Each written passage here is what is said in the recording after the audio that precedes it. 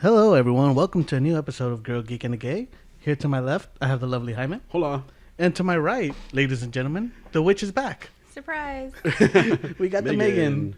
Hi, Megan. Hi. How you doing? Good. All right, cool. How was your New Year's? How was your birthday? Happy birthday, Happy New Year. Happy birthday. It was good. Happy New Day. Oh, happy nude day? What's up? Happy New Birthday. Oh my gosh. Yeah. I mean, I spent it clothed, but Womp Dang. womp. Dang. Just ruined everyone's. Nah. no, it was good. Thanks, guys. All right, cool. Happy New Year. Thank you. Happy New Year's to everybody, by the way. New Year to Oh, everybody. yeah, everybody. 2022. I keep saying 2020. I went back 2 years in my head. Wow. Yeah, don't want to start that over. Yeah. You're trying to get a redo? It's like we just formatted that section of the I mean, the did we years. ever really get out of 2020? Yeah. So, I mean, We're just stuck in time. Yeah. yeah, it's okay. 2022 is our year, guys. Wow. It's our Is year. it? Yeah, Is yes. it though? Because we're starting pretty shitty. So I know. But, we have to have a little optimism sometimes. no, it's okay. Live in Um, reality. Anyway. All right. So that happened. Liquor. Hi, Jose. How are you? Hi, I'm doing well. How are you? I'm good. I'm good. I'm good. How was your New Year? New Year's was... I spent it sleeping. Yeah. Like usual. I did text you and you didn't reply. I was out. I was dead. Yeah. I woke up like at 3:30 in the morning, I think. Jesus. Yeah, because you texted me at that time. Yeah, and then I was awake. I didn't think I was gonna work this weekend, Okay. so I was awake from 3:30 to like 5 a.m. this morning. Okay. And Wow. yeah, so I'm a little out of it. This show's on you guys, just so you know. This is not going to help then. Oh, not at all. But we'll see what comes out. Yeah. How was your New Year's? It was good. I went to visit my sister again in San Diego, so that's been fun. Well, my sister and my parents were there. My niece, my nephew were there. I feel like they moved so you'd stop visiting.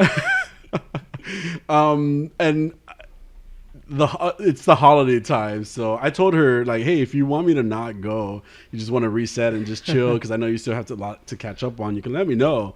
I won't go. And she would have told me. My sister and I are pretty direct to each other, sometimes a little too direct. But I feel like we all had a good time. We almost missed the countdown, so that was fun. But I mean, that was it. We just hung out, just drank a little, ate a lot, so it was fun. All right, Good times. family time. Yes, family That's time. important. Yeah, for sure. What'd you guys eat? So I hear. Panes rellenos is what they're called. So it's What like is that? it's like a chicken made. The way my mom, it's almost similar to the turkey that she makes. I told you, it's kind of like a stew almost, but it's like a really like biscuits type of stew that it is. And so she then cuts open the bolillos or pan francés or whatever you guys call them. She cuts them in half. She puts all these vegetables and mayonnaise and chicken and Like a torta kind of? yeah, kind of like a torta. Oh, that sounds yeah, good. yeah. The chicken was Okay. really good. Tell your mom to make me one. I want to try Yes. that. Oh, and she will. She makes like food for like the whole vecindario and stuff like that too. She's I'm in. like, they just show up with a. One of my friends, Randy, he loves this macaroni salad. It's like a ham and macaroni salad that she makes. Yeah. He loves that stuff, and she made him a whole ass tray, just for him, just Wow. for him. Yeah. Well, for his family, but it was mostly for him. Yeah. So. That sounds great. Yeah. All right, so we're spending next time at Jaime's. Yes, next year. Yes, I'm inviting myself. Okay. But I'll just go for the food and then I'll leave. Then I you don't leave? have to stay for the You don't have to festivities. socialize. Yeah, it's That's cool. cool. Just show up with Well, a plate. probably with your mom because that's rude. Hola, bye. No, but I mean that's usually what people do, like Thanksgiving, Christmas Day, or Christmas Eve, and also New Year's Eve. Like people just show up and picking up food for my mom, and I'm like, Mom, do they pay you at least? Like the Lord pays her. God. Okay. She was telling me like we should make a YouTube channel and you should show me cooking. I was like, okay, Mom. All of a sudden, Aw, I know, it's super cute. I actually might, because I want to pick up on some of the recipes that she makes, and so just to have them. No, maybe you should. I mean, Yeah. that's like a really good thing to have. Yeah. So Yeah. There's things that she's taught me to cook. Do I make them regularly? No, but do you cook? I can cook. Can Do you? I like to cook? No. Oh my God. Well, excuse me. I like to cook I don't like the cleaning. I don't like the process of having to do stuff. I just want to throw stuff in and just have it done, you know? Like, so I guess prepping would be the way to do it, but I don't even like doing that. So You need a crock pot. I do have a crock pot. We also have a Do you use it? air fryer. We used it twice. But I figured it was really you'd be good. like a crock pot person. Like Yeah. you just throw stuff in and then just leave it to cook and Yeah. then just eat from it and then you just have basically one dish. Yeah, and you know what? Some of her food might be easy to make in a crock pot too. Just especially if it's just for like 2 to 4 of us or But something you're like too that. lazy to do that. Yeah, Okay. I'm that person. All right. I love get it. cooking. I'm actually pretty good at cooking too. Like, I would say, but I mean, I don't know. I'm pretty good at cooking and I like the process. I like everything about it. I just wish I had more time to do it, but I'm just lazy. Oh my god. That's the excuse. All right. Jose, you like to cook? I hate cooking. Yeah. You don't know how to cook. I am no. I can follow directions, but it's not gonna be. There's not gonna be that. It's edible. Let's just put it that way. Like you won't hate it, Yeah. and you might be sick a little bit afterwards. But I feel like that's I mean, just part of the anything experience. is edible if Yeah, you put your yeah. mind to it. Yes. Yeah. So- You just gotta pray I'm before you edible. go into. True. Disgusting. Ding. I was like, "Ooh, bell!" Where'd the bell I go? know we have a timer. We have juices. I know. We're Oh my gosh. I meant liquor. I didn't want to say that. Oh, no. right here. Cool, okay. You could have liquor. said drinks. Drinks, beverages, Juices? beverages. Disgusting. Juices sounds. Disgusting. A little bit, juices. yeah. Yeah. It sounds a little dirty. It's all how you think of it. Well, that's how I think about it. We all know how Megan thinks I was about thinking because like mango. Do we though? it. Figure it out. Okay. So this week at work, all right, there was a lot of rain, right? Uh-huh. And they sent us down by the pier. So when we were leaving, there was this huge puddle, and around that area, it's just a two. There's just 2 lanes, right? Mhm. One going there, one coming back. Oh, fun. And I go into this big ass puddle, and all of a sudden my truck just sinks, What right? the hell? And I was going pretty fast, so it popped my hood open, like everything in the truck just flew everywhere, What the right? heck? Uh-huh. And I was like, it was shocking because I was just not expecting it. So crazy. So I had to pull over to the side, and my coworker was following me, so he was riding right behind me, and he hit the pothole too, but he didn't hit it as hard as I did because He saw. he saw me hit it. Yeah. But Ding. but he still managed to crack his radiator, and like just you saw that fluid just rush out of that truck. Did it create juices? Yes, there was juices everywhere. Uh-huh. Disgusting. Yeah, that rainwater turned red. No.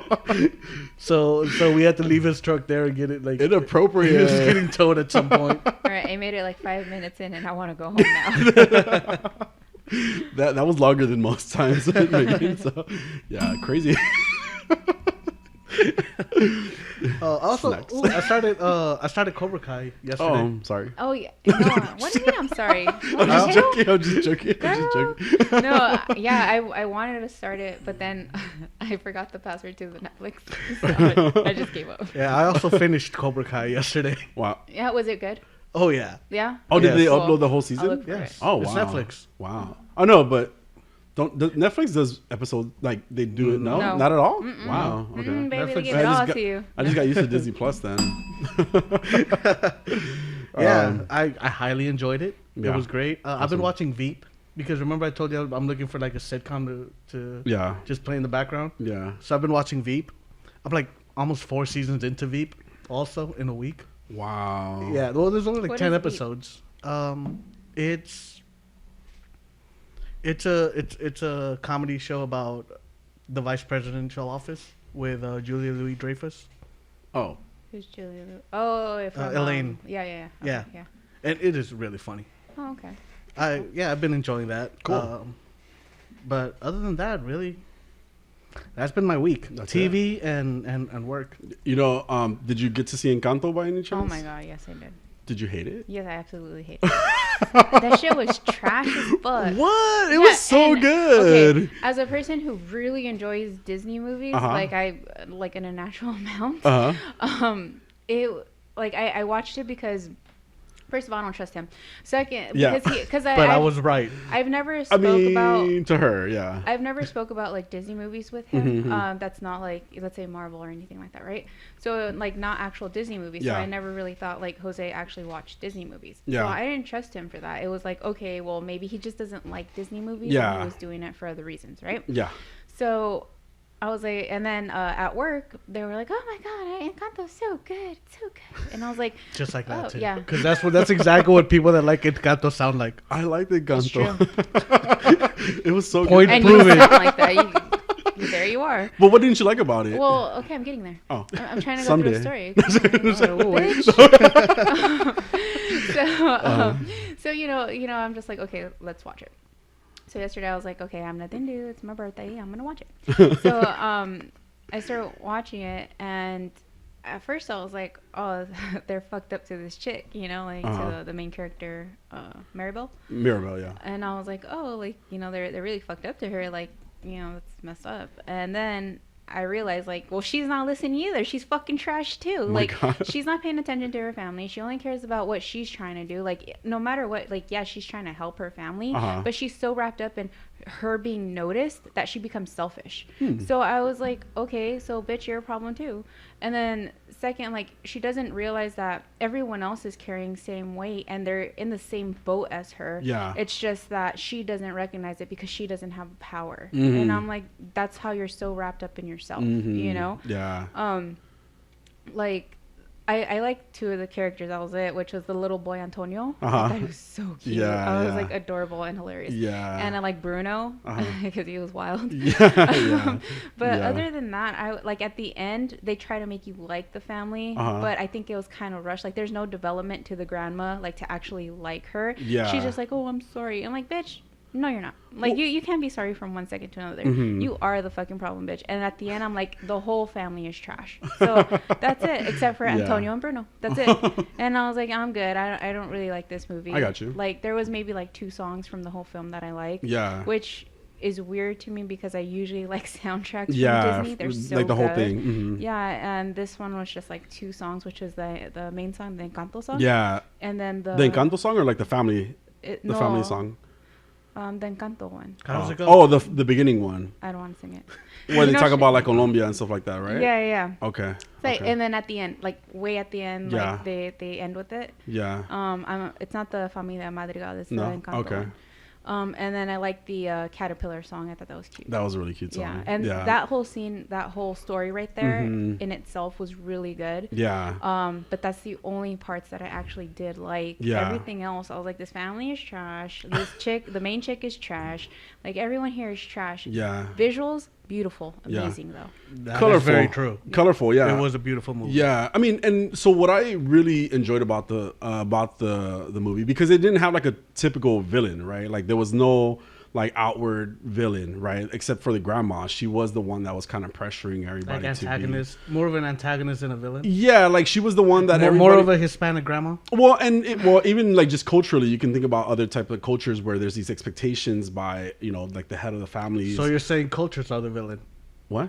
So cultures. Well, are the villain. expectations, right? Of what these people all had to go through and stuff like that. So I think what I'm trying to say, Jose, is that like to me, like I liked the movie because I guess I could relate to Mirabel. I guess I'm a trash person. No, I'm saying I can relate to her in a lot of senses because I felt like she was. You two are a young Colombian woman with Yes, ability powers. yes, with very curly hair and everything like that. No, but I feel like they also that's another thing too. Even though they didn't show that she had powers, I feel like she actually did have like a power in her own sense, you know, like it's and this is gonna sound cheesy as fuck, and I can already hear your reaction, but super, like, to me, the empathy that she gives off is like very and I'm not trying to compare it to Twilight, but you know how in Twilight Bella has that power to like control other people or stop other people's powers in a sense. Can we not compare things to Twilight? I like Twilight. Oh, I like the powers.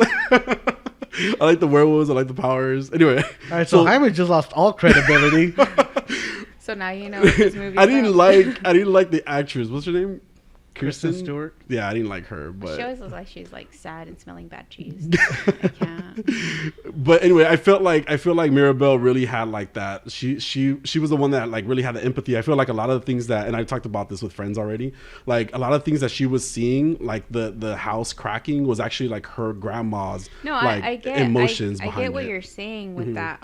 Like her superpower is basically keeping the family together. Yeah, but through her empathy, through her understanding. But in reality, she's a problem. Like, she is a problem as well. Like, you know, she's so wrapped up in herself, she can't see that her sister's hurting. Yeah. You know, to be put under that pressure because she didn't take the time to talk to anybody. Yeah, her empathy seems a little fucked up. Well, right. So she didn't take the time because there was all these expectations set up by grandma for everybody. So like, we all have families. Yes, of course. We all have expectations. Our families do that. Like, especially in Hispanic culture, at least that's what I can speak for. Yeah. You do have expectations of yourself. Your family expects you to be a certain way. That's why I don't talk to my family. Stop. Well, that's why you sounded so sad right there. That's why you're not credible. So. Oh my god. But I was right. No. Anyways. So Megan liked this movie. No, you were right for other reasons, because you just basically said, oh, it's not like, oh, I didn't like it, it was trash, the end. Because I wasn't gonna go into it with people who hadn't seen the movie. You had to. You could have gave us explanation, and you could have saved me. How about now? What didn't you like about it then? What Megan said. See, that's BS. No, I didn't, because she's right.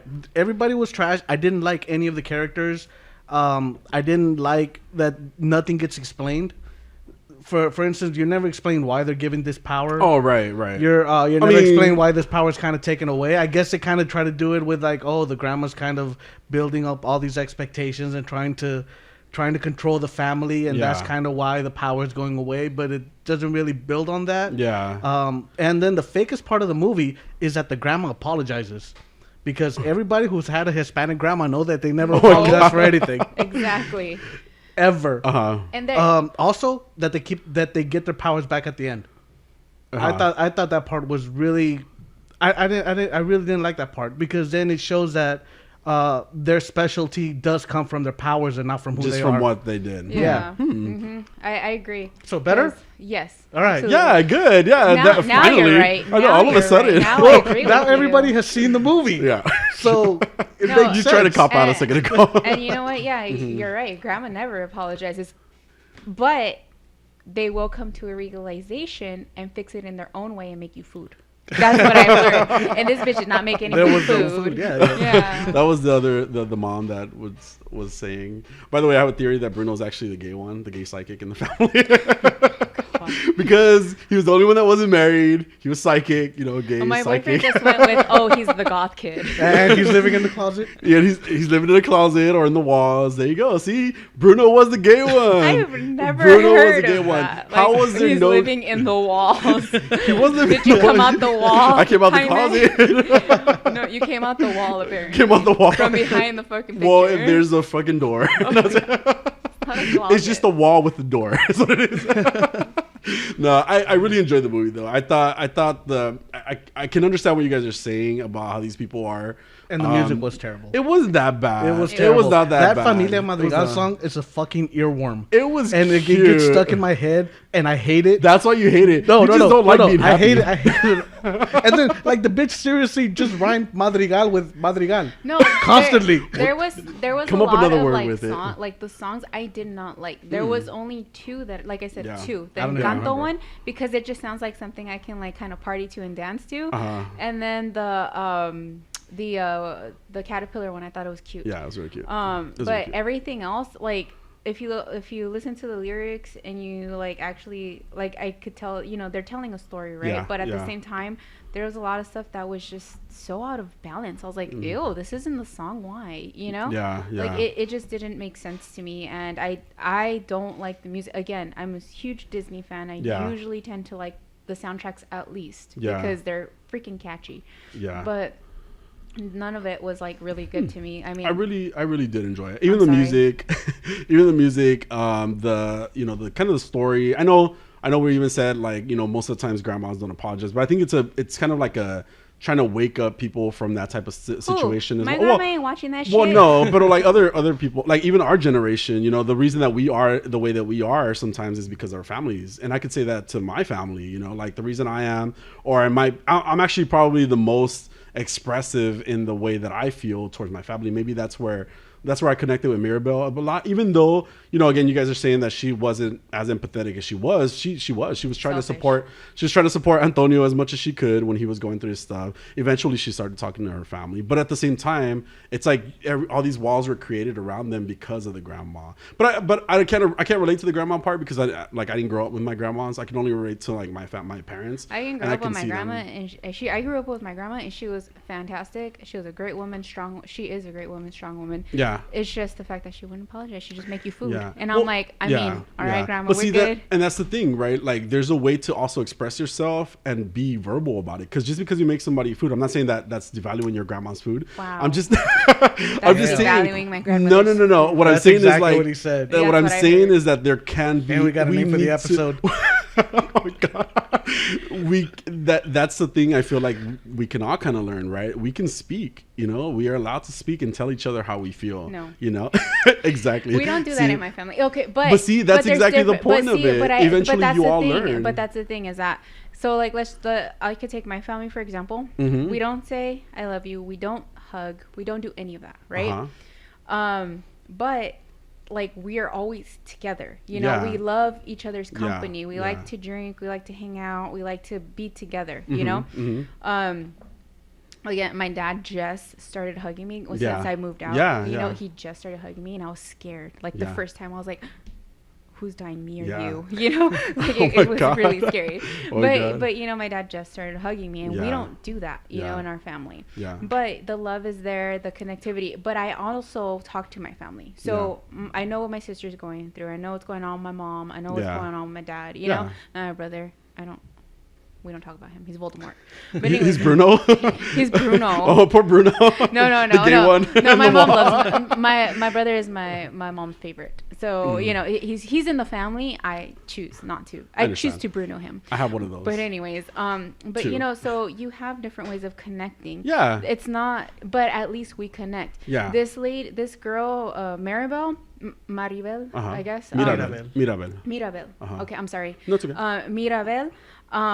She was too like she was so wrapped up in her own issues to actually connect with her family in any other way. Even her mom, who actually told her like, you're special and we love you and all this, she and her dad, her parents were loving. My parents are, what the fuck? My parents don't tell me they love me. Like, you know, but I understand they love me. Yeah. Her parents actually went out of their way to do that, and she was like, oh, I still have to prove everybody wrong. And I'm like, bitch. Well, it's a generational thing too, though, right? Because you have grandma, who is the unloving one. Well, she's the one that sets out all the expectations for everybody. And I think that's why her goal is to impress that matriarch, right? Impress her, because that's what everybody else is doing. Everybody else is focused on trying to make her happy, which is why Luisa goes through what she goes through. What was the other one, the cute one? I can't remember. Isabella. Like, she can't express how she wants to express herself. It's just like beautiful flowers and all this shit, when at the end she just wants to make cactus, you know, and succulents. Are you Isabella? No, I would say I'm Mirabel. And again, that's why I go back, and it's just my thought about it, I guess, because I could relate a lot to the movie, and I was very like, oh, this is really cute, you know. I love the colors. I didn't feel like it was relatable. I get you. I get you. And that's, so again, that's just different. Like, I'm a Hispanic, like yeah, but I don't think I was looking at it from a Hispanic side. I just think I was looking at it from the character side. Always look at it from a. I mean, it's one of the things. I like the music from a cultural perspective, because that's what they're doing. They're trying to make it relatable to your culture, which Disney tends a culture, to do. Too. Well, no, because but it's also showing you different points of views. If you think about it, there's also like you have that.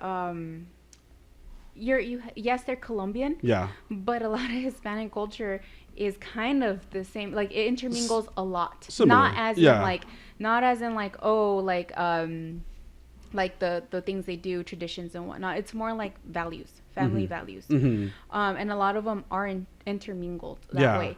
So that's how I see it. Right. Like, okay, she's not Mexican, which is, you know, what I am, but you know, she's, you know, Colombian, and they're trying to show her, like, because yes, grandma is the head of the household. At least in my family, we have come from a matriarch family. So grandma and then my mom and things like that. Yeah. So it's not unrelatable to me, but at the same time, the way it was portrayed, I don't think it was great. And I think at the end, I didn't come out of it like, oh, that was a cool movie, like that was great. It was Moana, like it felt like more like their whole trash family, and their family is fucking trash. Oh my god! And they should have just like killed their lineage right there. Oh my god! Like that's where I was. They should all got crushed by the house. They were literally just given everything. Yeah, yeah. Well, I mean, they went through what they went through with their grandpa, but then going on too. They didn't work for anything they had. Yeah, yeah. I get what you guys are saying. I think that I saw beyond just certain things. I'm not saying you saw colors and music, right? But I enjoyed it. I liked the kind of the different cultural perspective. I like I could relate to the character, like I said. But again, it's just our differences, so right? Now we We're know just very Jaime different. is trash. And spoiled, apparently. Yeah. Oh my god! How am I spoiled? That doesn't make sense. By the way, those have been Encanto spoilers for everybody listening. We'll post a little spoiler thing ahead of the time. But this was good Encanto talk. Screw you guys. And pause. All right, so before we move on and get started with the show, Megan, did you? I think you told me you were going to watch The Matrix. Oh my god, I did. And okay, I wanted to hear your thoughts real quick. My God. Like we covered this last week, but so Matrix Resurrection spoilers again. Oh, and Spiderman. Yeah. What was your we'll take get on to that. Spider-Man? Hold on. First Matrix, then Spider-Man. Oh, and Hawkeye finale. Oh god. Megan's. So we'll leave time. Spider-Man at the end of Megan's recap. Okay, so Matrix was awful. Yeah. I wanted to like it. Yeah. Okay, again, this was another movie where Jose was like, "Oh, I keep falling asleep," and I was like, "Well, maybe you're tired. You're not trying hard enough." And I was like, I'm gonna watch it. Sorry, I did. Did you fall asleep too? No, I didn't. Oh, I actually stayed up, but I was half listening and I knew what was going on already. I was like, okay, this is gonna happen. Okay, this is gonna happen. This is so not okay. And then we have Keanu, who I love, right? But I think I love him as a silent actor, like more John Wick style, as like kicking and punching and shooting, you know? Yeah. Like less dialogue, because the more dialogue he had, the more I was like, what? Who is this Mr. Roboto? You know? Yeah. And then we have, I think the only person that I actually really like is NPH, or Neil Patrick Harris. Okay. Who I thought he's hilarious to me in general. Yeah. But he does like a cute job, you know. And I was like, okay, that's cool, you know. Yeah. Only person I liked in the whole movie. I couldn't. I was confused half the time, and sometimes I was like, what is? Oh my god, okay. And then I would go on my phone because I was bored, you know. Yeah. And at the end I was like, why? Yeah. Even my boyfriend, who was like, oh, this is interesting already. And I was like, oh, sir. But at the end, I think he was just telling himself, like, this is good, this is interesting. Yeah. Oh, okay, okay. And then, because I could hear I'm still with you. I could hear him talking to himself, you know, because he's trying talking. to convince himself. Yeah, and at the end he goes, "That was not good," and I'm like, "Yeah, I told you." And he's this like, "It's just a little stupid. It's still good. It's still good." He's like, "Oh, it's just a little toxic. It's still good. It's still good." God, No, it was so bad. So bad. I was not into it. Yeah. I felt really sad because I wanted to like it. Yeah. And it was not. So what have we learned, Megan? I mean, you're not always right. So first of all, to talk to you, I don't know. Right now, two for two. Two. To talk to you more about actual like Disney movies. That's what let's not get crazy. This is no time for jokes, Megan. Yeah, no. But it was not good, and I was so sad. Like it was cheesy. The writing was horrible. I was like, who did this? Did you stay after the credits? I know, I didn't even try. Okay. I wanted it to end. There was more. Yeah, it was just this stupid thing that they started talking about, like memes and how like they gotta do the cat tricks. Like it was cat memes with the Matrix mixed together. So yeah, it was. Yeah, we were on the same page about that. Yeah, that was awful. I was not into it. What were your thoughts on the Hawkeye finale? It was awful. I was not into it. Yeah. Even Jose said that. Like, I was like, "What? Excuse me, who are you?" It was terrible. Yeah, it wasn't good. Like I didn't understand. Okay, I know, and I brought this up with you. I know Kingpin is strong. Yeah. I know he's really strong. Yeah. But he's really overpowered in this one. Like, I was like, why is he so OP? Like, what happened here? Like, why is he invincible, basically? Yeah. Like, I get that he's strong, but he had a bomb blow up in his face. And I'm just like... And a car hit him. Nah, he's cool. He got shot with an arrow in the chest. With an arrow. He just, like, dusted off. Yeah, good, bro. yeah. In his Hawaiian shirt. I really hated the Hawaiian fucking shirt. I was so mad about that shirt. What was happening there? I was not into that. And I just felt like... I don't know. It was weird. I didn't like it. Like, I wanted to like the girl. I was like, she's gonna get better. I kept saying that shit to myself. I was basically my boyfriend in this scenario. I was like, she's gonna get better, because he kept telling me, he's like, I don't like her, and I was like, it's gonna get better. It's gonna get better. It did not get better. It got way worse. She didn't fucking listen. She was so terrible. I think they tried to make her too much like Peter Parker. Like Peter Parker and Iron Man. You know, that cute little dynamic they have? Yeah. They tried too hard for that, and I was like, that bitch don't got it. Like, she's just not it, you know? And I just didn't like her throughout the whole series. And it's supposed to be about her. Yeah, I know it's called Hawkeye, but she's supposed to be the next Hawkeye. Yeah. And she's not good. Like, I didn't like it at all. I didn't understand half the shit, like half the decisions she was making. If she's so into Hawkeye, why is she making these decisions? Like, if that's actually the person you look up to, you're going to listen to what they say. It didn't make sense for her not to listen. I didn't understand any of that dynamic. So that wasn't great. Yeah, the finale just was it left a bad taste, to be honest. I also felt the whistle was very Martha-like. Oh, God. Why did you say that name? It wasn't a fun series. It didn't even end fun, and like you said, there was no character development in the end, which is, you're right, Jose, you know, you were saying that, and I wanted that. I did want that as well, so it just didn't happen. Yeah, it wasn't great. Like, I really did want to like the series too, because I liked Jeremy Renner. I think he's so... I like him so much. He did great. Even in the finale, absolutely. He did great. No, he carried the show completely. It's just that it was not good. Like, it was just ruined. And I really wanted to like it, and I just couldn't. I couldn't do it to myself. Yeah. All right, and Spiderman.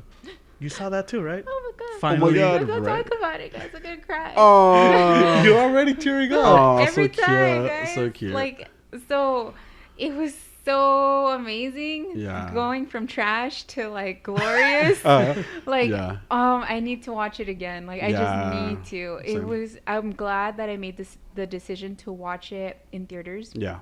I watched a little, like, a few days after, because I couldn't. I was working. Yeah. And then when I did want to go on Christmas Day, of course, it was all booked up. It's crazy, yeah. So I had to wait till the following Monday. And it was amazing. Like, as soon as Matt Murdock came on, I started crying. I was tearing up. My boyfriend's just like, who's that? Are you crying? People started cheering. No, he knows, because he's watched the series with me. Like, I mean, he has to, but he's just like, what? He's like, are you crying already? And I'm like, he's like, oh my God. And I just, like, throughout the whole series, my eyes were just like watering the whole time. I was crying. Like, it was so good. Like, the chemistry that Zendaya and Tom Holland have is just, it's amazing. Right. The whole Doctor Strange and Doctor Strange and Spider-Man, like, their chemistry is really good on screen as well.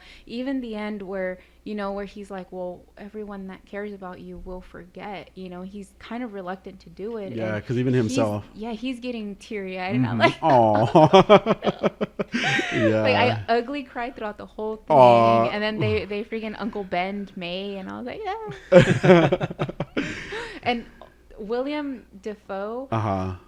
Incredible actor. Like, absolutely. He's so good. Like, everything just translates through his emotions, through his face. Like, he doesn't have to say anything, and you can see it. Right. And he's just so good. It was great. And then we saw the real Spider-Man, Toby.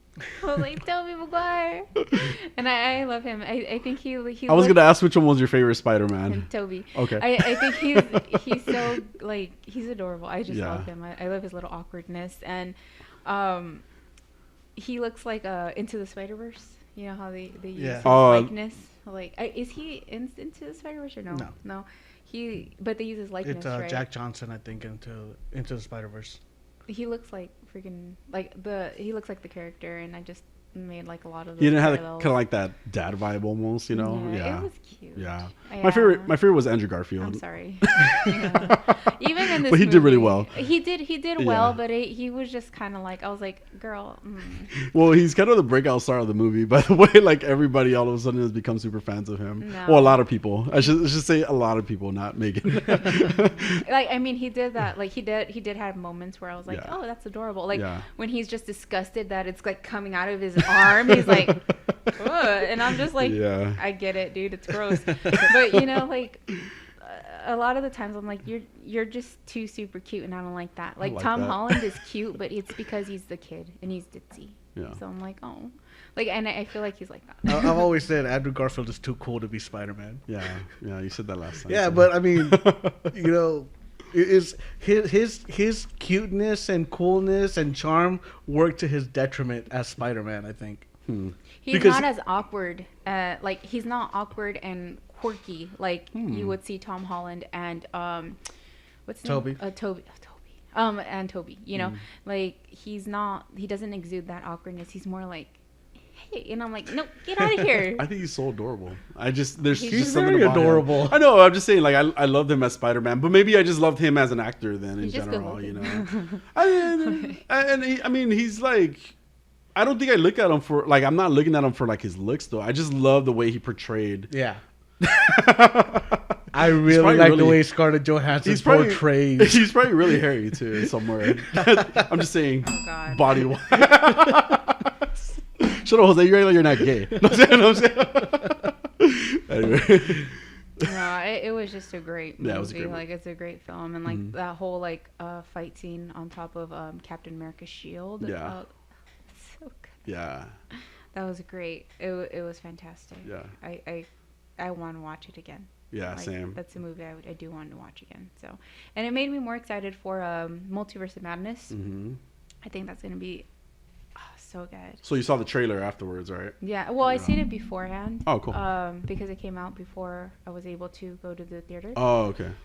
Maybe like a day or two before. But honestly, like it just makes me like that much more excited for it. Like I'm so excited for Multiverse of Madness, and it kind of ignited that like excitement and passion that I had before for the MCU. Right. Like when you got that feeling of like, oh, okay, I can't wait for the next Avengers movie or the next, you know. It kind of died down, I'm not gonna lie, with like Black Widow and like the series that have been coming out. Like Scarlet Witch was good, Loki was amazing, and then you had like what was it, Falcon and Winter Soldier, and then so it kind of, I was like, okay, you know, these are just shows. And then Black Widow, and I was like, okay, like it was okay, it wasn't great, it wasn't fantastic, and now like with this movie, it kind of just like sparked everything. Yeah, and I was is like, exciting. Okay, I'm ready, I'm pumped, I want to see what's next. Yeah, you know, give me a reason to live. Did you ever get to the Eternals? No. Why the fuck would I do that? I'm just kidding. Oh no, you do want to see it, right? No, I do, but when it comes out on DisneyPlus, it is on DisneyPlus. No, not yet. Not? January 12th. Oh, because well, I guess because it just popped up on my DisneyPlus, but I guess it's like advertising. Yeah, I didn't click on it. I know. Now I'm curious. I'm gonna check right now. Yeah. But I mean, I believe you. If it is, I'll watch it for sure. I'll probably watch it tonight if it is. But if it's not, it's not a movie that I wanted to pay for. I don't even think it's in theaters anymore. It hasn't been, no. It's not a movie I want to pay for or anything like that, you know? Like, there's certain movies where you're like, yeah, I'm going to pay for that. But, again, I don't want to put myself through going to a movie theater. And unless like, you really want to. Yeah, because it's so expensive. Yeah. Like, this time like I told you, like, I even bought a beer and it was still $9. And I had, like, a little birthday treat kind of thing, you know? And I was like, Yeah, it's not on. I'll bring my own beer, thank you. I'm gonna bring my own beer next time. All right, so shall we talk about today's show? What's on today's show, Jose? What are we gonna go over today? We got a little bit of Doctor Who. We got a couple episodes, The Witchfinders, and It Takes You Away. We have a bit of news too. Oh. We also have the Book of Boba Fett. Yes. Which thankfully we have our resident Star Wars nerd back. That's you, right? I hope it's you. No, it's Jose. I'm sorry. Eternals is just the trailer right now. But it will be coming January 12th. All right. Jaime called it. DoomPatrol, and we will end with some Pokemon, Jaime? Yes. All right. I'm ready. I should have checked before I asked, but good. It's okay. Now it's expected. Shit. Let me catch up. All right.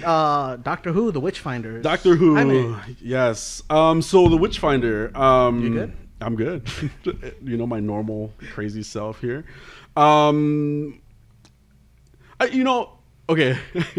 I did because I'm still enjoying the show, right? Okay. I'm enjoying the show. I think this was one that I didn't dislike, and I think it's because of the actress that played the what was her name in the show? Am I on the wrong episode? Oh, I'm in the wrong. Becca. Yes, I really like her villainous ways, and every time that she's in like something. She was also in Downton Abbey, and you're so gay. Is that show good? It's really fucking good. It's not my type of show at all. And even though I'm gay, I'm not like. There's certain things that I'm not really into like that, and I never thought I would be into it. And just something got me into it, or a friend got me into it, and I got hooked from like day one. It's such drama, such like just tea the whole time. I just hear about it. Yeah. A lot, so okay. Yeah, I'll check it out. I would check it out. Just there's like another movie coming out soon as well for it. So and the one of the actresses from this episode was in the show. She was a regular on the show. So I would check it out. But in this episode, it was about the witch hunting times, right, when they were going around looking for witches. And again, it wasn't like a bad episode. I don't think it was a little again straight up like real life, you know, for what happened, I guess, during that time, you know, stuff like that. And then they added an element of alien to it just to make it, you know, sci-fi, make it the mud aliens. They weren't tree aliens? What the fuck ever. They were tree aliens. No, the tree was keeping them locked up. Oh, yeah, that's right. It was there. But they were in the mud. Oh, okay. Weren't they? Yeah, that sounds right. Anyway, no, but then the vines were the ones that they fucked up. Then the vines were the one that like kind of like put the alien into people. Like I had to think about it. And it was cool to see like them becoming like zombie witches afterwards, even though like because again they had died, like the people had died. They were being killed off by what was her name, Becca. They were being killed off by Becca. Who was witch hunting, you know, she was blaming everybody else for being witches, and she was just drowning all these fucking people. And it was cool to see when they came out in real life. You know, something I can't stand though is that they don't dress for the times anymore. Like they are in what was it? I don't even know what year it was, but they were in during that, you know, the witch trials and stuff like that. And they weren't even they were just dressed in their normal clothes, and nobody thought they were witches at first. You know, like showing up in like their regular casual clothes. That was driving me crazy about the episode. But I don't know. They did give Graham a hat at one point. Graham was the only one with a hat, and he eventually gave it to the doctor because a woman can't be the witch hunter general. Damn right. But see, you can't have witches hunting for themselves. Oh, wow, that's Jose at Instagram.com. Censor that. King James, another wild person there. He was out trying to get in Ryan. Oh yeah. Oh my god. My Nubian prince. It was so uncomfortable. He tried to take him away at the end with him, like, you just, you know, come and take care of me for the rest of your life. It was bizarre. Dude, the one thing the doctor said, because at one point he goes, "I'm not a big believer in Satan," and I'm thinking, bitch, you met Satan. Like it's in season. It's not even that. It's season 2. Oh man. But see, that's not her fault. That's the writing's fault. Like somebody told her to say that in that episode. And she's never seen the show, so yeah. But the acting wasn't great. Like there was the girl that they kept blaming about being a witch. Yeah. She goes, "This isn't me, Becca. I swear." And then I could hear, "Oh, hi, Mark." Like right after. It was so bad. Yeah. It was cheesy. Like even the way when that she was all like torn up about grandma, and then she threw the doctor under the bus. It was like it was cliche. It was a little cheesy. I like the way that that Becca became the tree monster mud thing. Mm-hmm. It was a cool effect that they did with her. Yeah, and then at the end, like, doctor can't save her again, and she just the doctor's really bad at her job.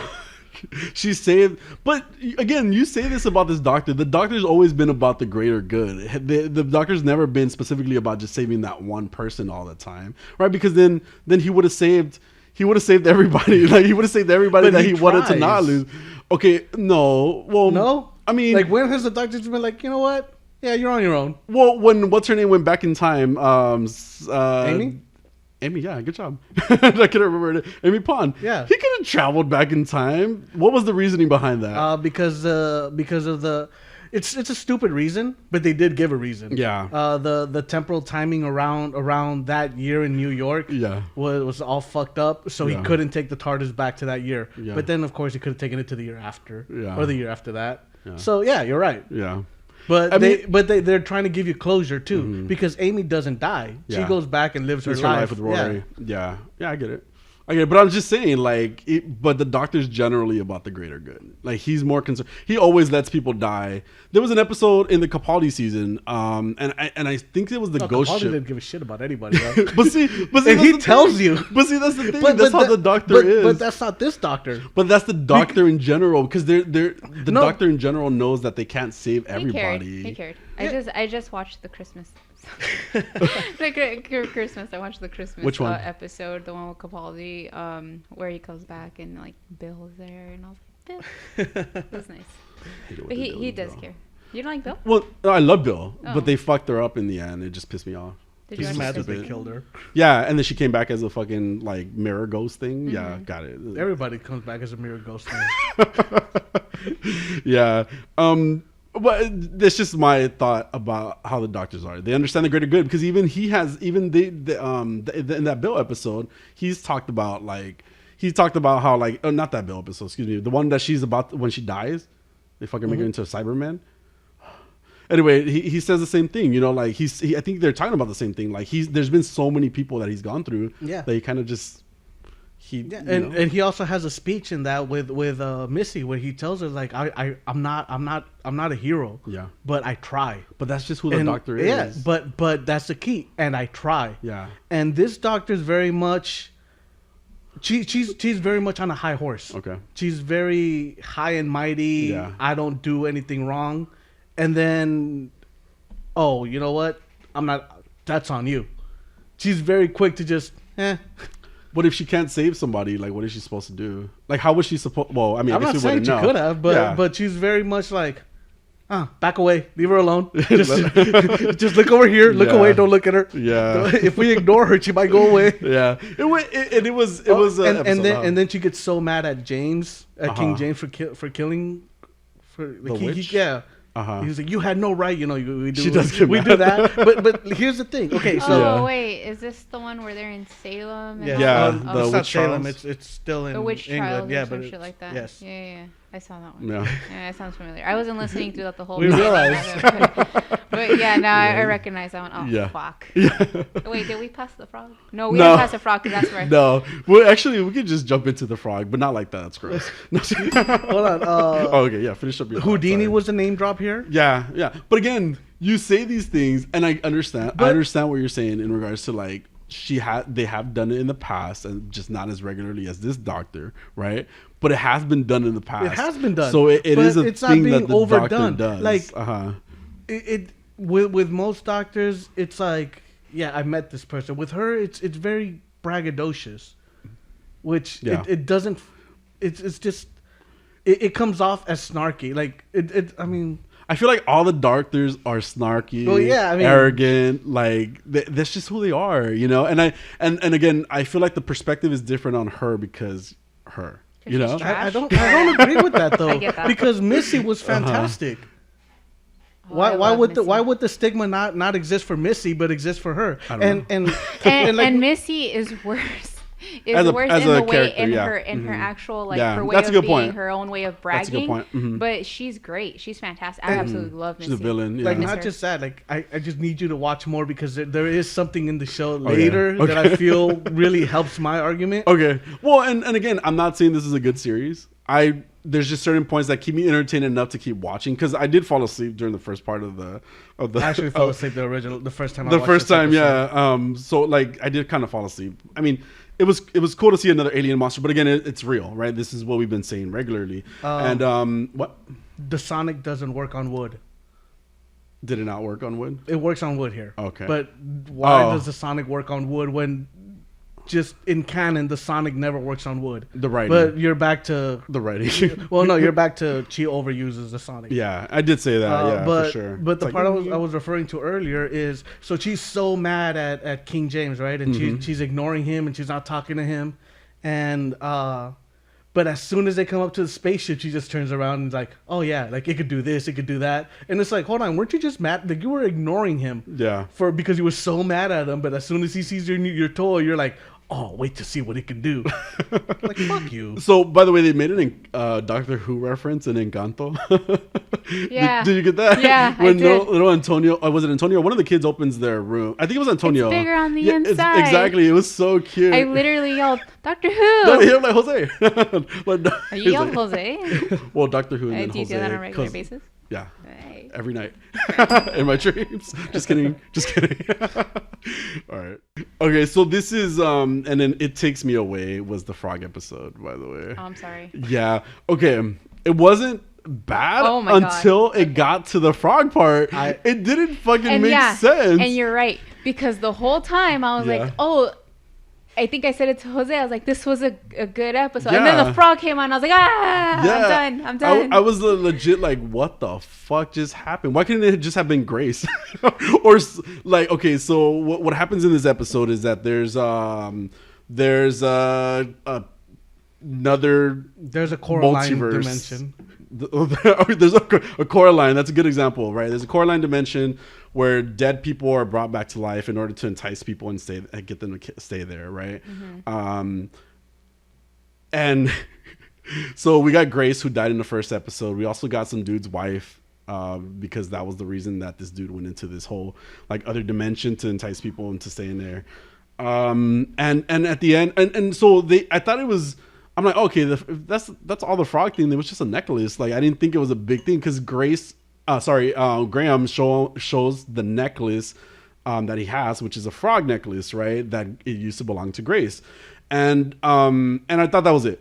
You know, this is also an example of them just trying to shoehorn, like just trying to pull on emotional strings without ever earning it. Yeah, that's a good point. Like if they would have shown the necklace from the beginning, it would have made sense through it, right? Through the whole episode, or when he showed it to her. The writer had an idea and said, "Hey, why don't we throw in a frog necklace? That way we justify the frog at the end of the episode." Why did the frog have to? Okay, so at the end of the episode, what happens? Do you want to jump straight to the end, or? Well, I mean, I don't want to spend too much time on it. I guess. No, I took notes. We're using these goddamn notes. Okay, let's talk about. If I had to watch the whole goddamn episode, let's talk about all 45 minutes right now. Okay, all right. First off, I appreciate them hiring a blind actress, but she was terrible. Also, why does she have to? Okay, why? Why did she have to take off her glasses to prove that she was blind? Because inclusion. So that there was no reason. No. There was no reason. There was no reason. But she was. So I agree with you. She wasn't a great actress. She reminded us of Greta and that girl. You know, for her stuff that she does, her environmental work that she does, great. But it just was weird to kind of see her face in Doctor Who, even though it wasn't her. But it looked like her. Not all Nordic people look alike. No, I'm just joking. We got more of the Scooby-Doo trope, the let's split up. Yeah, of course. Because and then the misdirect, the M. Night Shyamalan type thing they do. What did they do this time with the monster that was outside keeping her in? Oh yeah, it just turned out to be speakers, which was also very reminiscent of The Village. Yeah, very M. Night Shyamalan. Right, very M. Night Shyamalan. It didn't. really didn't make sense. Also, we even got we were in a in between dimension. Is that what was going on? Where we got it was kind of like a hallway. Yeah, where we got Ribbons, that weird creepy. His name was Ribbons of the 8 stomachs or something like that. Ribbons of the 7 stomachs. I can't find his name all of a sudden. Anti-Zone. I just have him as Ribbons, but he describes humans as no horns, one mouth, so ugly. But he's got no horns and one mouth. And he's fucked up. He looks ugly as hell. And I really thought that was gonna be like, okay, if that was like, I honestly thought, because his name was Ribbons of like the seven stomachs or something like that, I thought that they were going inside like a giant creature, you know, because I thought, because it would make sense now, because there was a creature noise. I thought we were gonna be inside a giant frog. Because you guys kept mentioning the frog. I'm like, this is gonna be the frog episode. This is gonna be, I know it, right? So I thought that's what they were. And then there were like these moths that would eat things, would eat people or flesh in general. They're piranha moths. Yeah, and those were good. Those could have had their own show episode. I mean, they could have. Yeah, they could have had their own episode. You know, they were giant creepy moths. Because it would have been very reminiscent of the Vashta. Yeah, all that. The Living Forest, River Song's first episode. Yeah. In the shadows. Cool. I don't remember really? I don't remember it. God damn it. But I'm just gonna say yes, totally. But so it could have. Again, there's so many other things that it could have done. The moth is the same monster as the Vashta, except not as creative. Was that English you just spoke right now? A variation thereupon. Okay. All I ever heard was Vashta, and that was it. No, but those moths were pretty cool. Like, I like that they were flesh eating, and I would be freaked out. I'm freaked out of moths as it is. So if they started eating my flesh, it'd be great and creepy. But so again, I thought we were gonna be inside of like this giant monsters thing, like his, even if it was a portal. You know, I even started thinking that like the mirror was actually like a mimic, you know, like a thing that kind of, you know, tries to attract you to it and then eats your soul or whatever, you know. So I was creating. You're writing a better episode, basically. It sounds like, well, and like a few different episodes, you know, a few different. Because you keep trying to make it better in your head. Yeah, I think I'm like Frank right now. Then, like, I'm already trying to, you know, just say that it's okay, but it's not. But. And then ultimately, again, it wasn't bad. I like the idea of like enticing people and trying to keep them in the dimension because he wants friends, right? Or it wanted to have something inside of it. But ultimately, the way that they shit. Okay, what else did you want to talk about in regards to that? The doctor tells them to presume her dad is dead because this doctor has no hope. Wait. Who? Oh. Jesus, right. It's like, presume her dad is dead. Yeah. But her dad's a fucking asshole. Her dad is a fucking asshole. Fucking asshole. He was like, I found my wife who's dead. He's like, fuck it. We'll make another kid. Yeah, exactly. You know what? I like the way he thinks. In this alternate dimension. What the fuck? That poor girl. He's just like, maybe this new kid won't be. And then we wonder why we have this. Maybe this new kid will be a better actress. Oh my god. Dude, I was like, this guy is such an asshole. Graham, I could understand his point of view, especially because it was so fresh, you know. Yeah. And I like the connection that he was showing again with Grace and how he was saying, look, like, this would have been you. This should have been you. Graham was the best part of this episode. Yeah, he was. He had the most emotional connection. He in this did. Episode. He Graham did. is the best part of every episode up until that point. Yeah. He's also an attractive man for. I know I'm going on the tangent right there, but I think he's a really handsome man. Yeah, like. Anyway, he honestly, like, I like the connection that he has with Grace again, which is why I thought Grace would have been great to just have in the series as opposed to Ryan and Yaz, you know, like it would have been great to move forward with them. And yeah, if you want to kill her, like you want to kill everybody in this fucking show, then make her into a fucking Cyberman as well or something, you know, later on in the show. And then still let Graham Chow. I like the way they say their names in the show. That's why I say it like that. Sorry, guys. So I did like the connection, and I like the way that he was talking to her and telling her like, the reason I am like this now is because of you. You know, like I wouldn't have done this if not for you. He has closure. Yeah, basically. Yeah. He has closure. He has closure, and he accepts the fact that it's not really her in the end and stuff like that. So it was on a track. It was on a track. Better track than normal. I agree. Yeah. And I remember telling Megan, like, this feels the most Doctor Who-y. Yeah. In this. Yeah. But I also hated the fact that Yaz goes like, reverse the polarity, which is like a doctor line. Oh, okay. And I'm just like, well, how the fuck does she know about reversing the polarity? She's a traffic meter cop. Like, she's a cop. What the fuck ever. All right. She's a cop that responds to traffic disputes. Yeah. It was.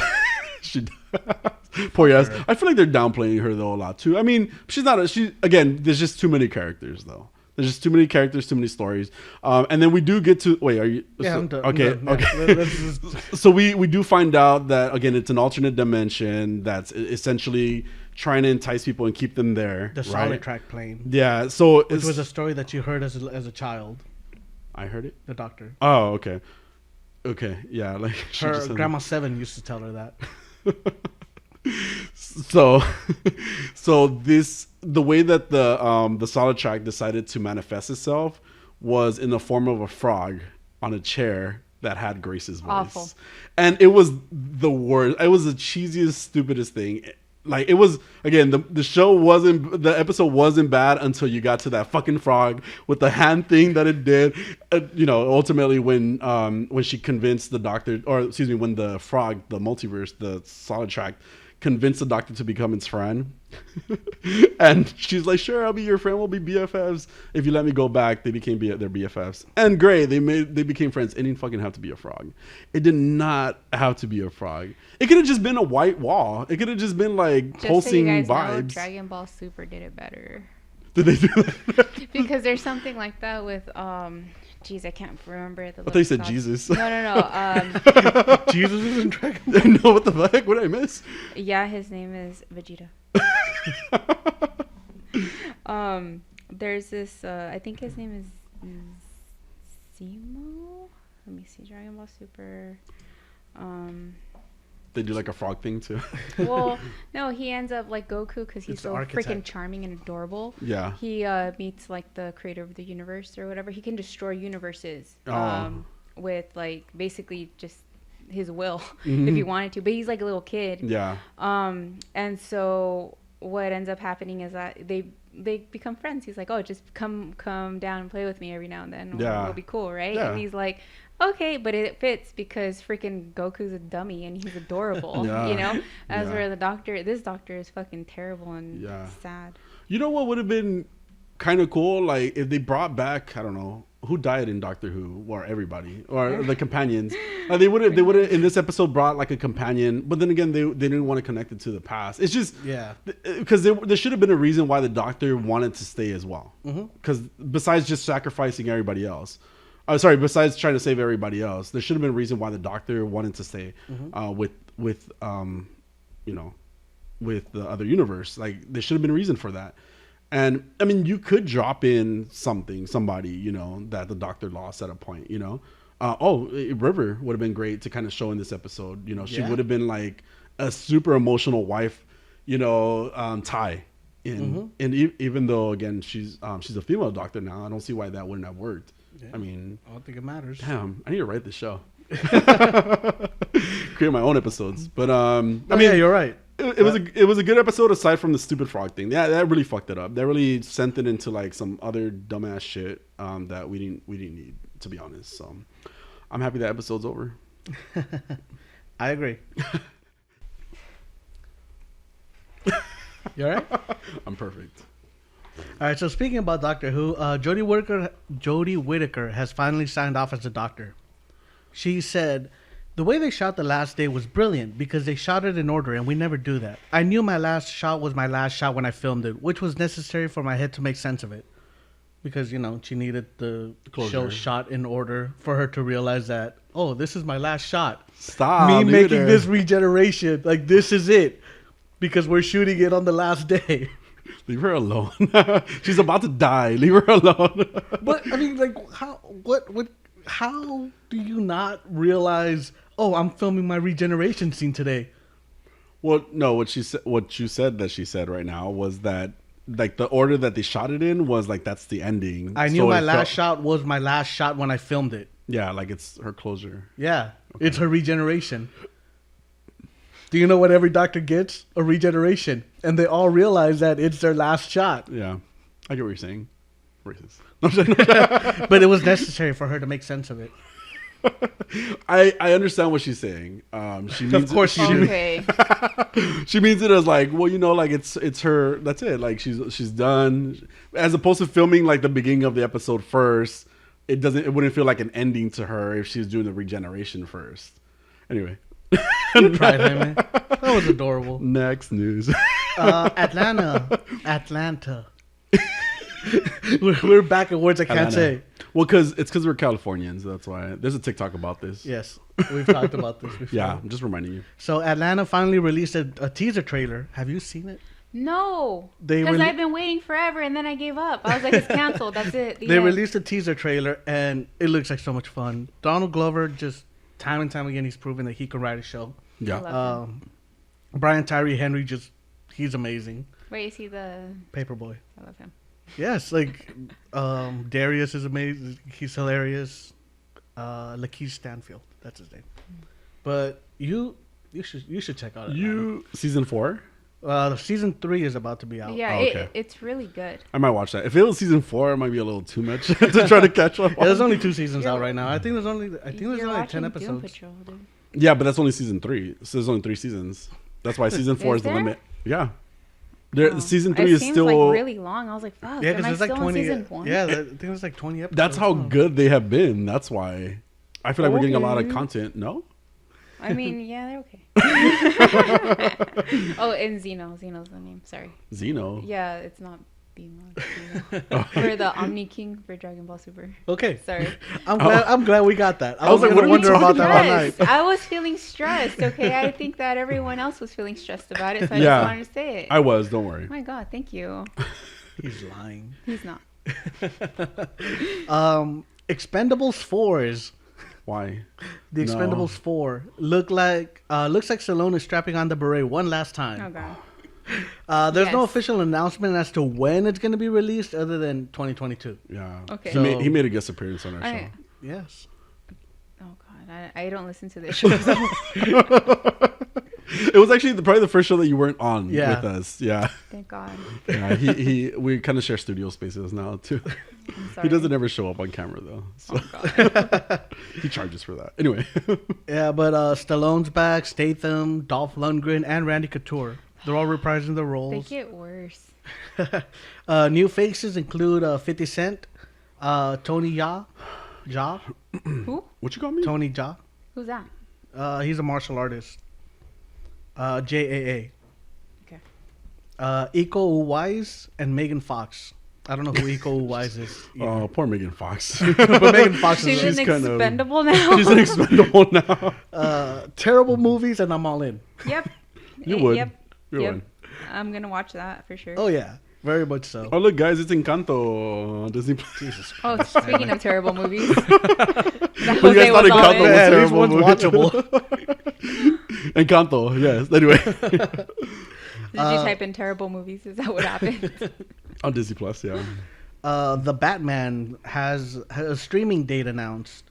So Warner Brothers have announced a streaming date for the Batman on HBO Max after 45 days exclusive in theaters. Wait. That's stupid. The new one? Yes. Yeah. Okay, so I want to talk about it. I saw the trailer in theaters, and I'm hyped for it. It looks really good. Yeah, I was kind of, because it came off like a bunch of bad trailers, to be fair. Okay. Like there was like that one with what's her Mulan? I forgot her real name. The girl that plays Mulan, not in the actual live action movie, but the original Mulan, the real Mulan. Michelle something, right?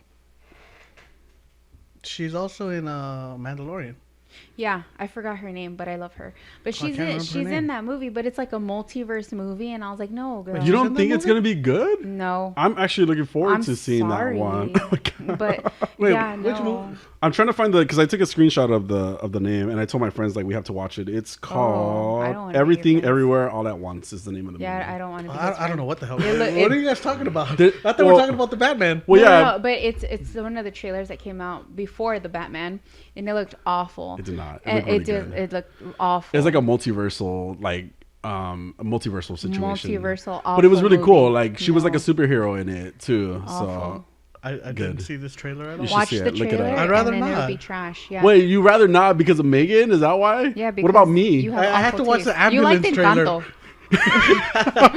She got you there, man. She did. I did like Encanto. Everything. No, it came off a bunch of like awful movies that I was like, I don't want to watch that. -0. Don't talk about it anymore. So then terrible.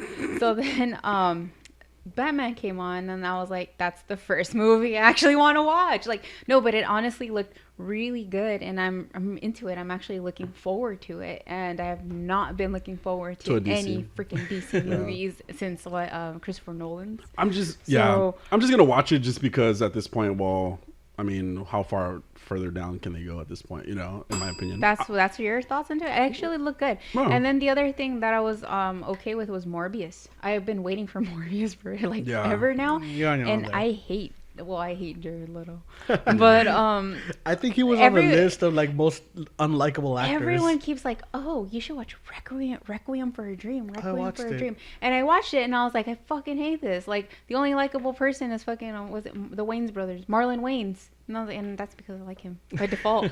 You know, and I was like, this is not a great movie. So I hated that movie, and I hate Jared Leto. That's where we are in life. But I do want to watch Morbius. Yeah. I think it's going to be... Hopefully, well, from the actual trailer, I could see what's happening. Mm-hmm. So that's a plus. Yeah, Matt Smith's in it too, so... yeah, I saw that, and I was like, boom, I'm watching it. Yeah. So I'm okay with that one, too. It's just... Yeah. Sorry, I went on a little... No, when you mentioned Requiem for a Dream, every time I think of that movie, I think of The Simpsons and Homer with the Rib Witch. Because they copy that scenes of them hitting the drugs. Every time he takes a bite of the Rib Witch. Oh, let me plug in a Family Guy right now for a second. I don't watch Family Guy anymore. I don't watch The Simpsons anymore. I feel like they kind of went too far, and I'm just kind of like, meh, I'm bored now, right? Mm-hmm. But they did cover... I think it's the Doors movie on Family Guy. Hilarious. First of all, because it's the one where Val Kilmer's just always like, I'm Jim Morrison. Like the whole time. That's all he says is like, I'm Jim Morrison. Yeah. And we're like, dude, okay. Yeah. Like, who are you again? Jim Morrison. So it's really good. Like I thought that it's called Hard Rock. Or Classic Rock, something like that. The episode, it's one of their newer ones. Hilarious. I recommend you watch it. Anything not gonna do that. Don't do that. All right, so 45-day exclusive. April 19th is when it'll be in HBO Max. If I'm gonna pay, I hope it's good. And it sounds like you're really looking forward to it. I want to see it. Well, obviously, because that's what we do, right? Like I still want to see it. I'm hoping. I'm expecting low, but I can't help it feel that way at this point with DC stuff, you know. But I'm looking forward to seeing just what happens, and hopefully we get something really good out of it. Because if there's gonna be something even better, you know, that comes out of it for the DC comics in general or DC movies in DCEU, then great. Let's do something great. Let's expect a lot of greatness from it. I mean, let's expect low from me, but hopefully get greatness out of it. So I kind of want like a reboot for that. Yeah. Well, I mean, but then, and yes, but it's like, then let's reboot. In my opinion, they have to reboot it all at this point, you know, because it's trash. Just, we talked about The Flash last week, and we already like, damn, that's a lot of shit going on in The Flash already, you know, and we haven't even seen the movie yet, you know. There's a lot of stuff going on in the Flashpoint anyways. Yeah. So it's understandable. But I don't know how it will translate to a live action movie. Especially because in Flashpoint we all know every character, and here we're just getting Superwoman, Supergirl, which we haven't been introduced to at all. Yeah, in any movies, right? So we got Supergirl as one of the members. We have another Flash, which is the same Ezra Miller's Flash. There's 2 Flashes that he's playing in that movie. So there's already 3. And then we talked about Zod last week. The General Zod is going to be in the movie. Exactly. So I mean, because Batman. If you copy Flashpoint Paradox, they're not going to do that. That would be a great movie. That's what we've been saying. You translate yes, it, but because I want to see movie. Jeffrey Dean Morgan as Batman. Oh, well, murderous Batman. Batman's dad, basically. He's Batman. Yeah. Anyways, with guns. It would be really good. Yeah. But they don't do things like that, and that's what we said. Like, you have source. You have the source material, right? Because that movie is like, I mean, it's one of my favorite movies. Like the cartoon one. Yeah. It's animated. There we go. Flashpoint. Sorry. It's really good. Yeah, I really enjoy that. Well, it was like Injustice. They had a great story for Injustice. I didn't even try. And you should good. Yeah, you would have wasted your time. Yeah. And been sad because I seriously watched the 2-hour like clips from the video game, like the cutscenes from the video game, and like love that compared to Injustice. The movie that we got, trash. I didn't even try. Good. I was like, It's okay. You didn't miss much. Okay. So Black Adam and the Flash will also follow this 45-day model.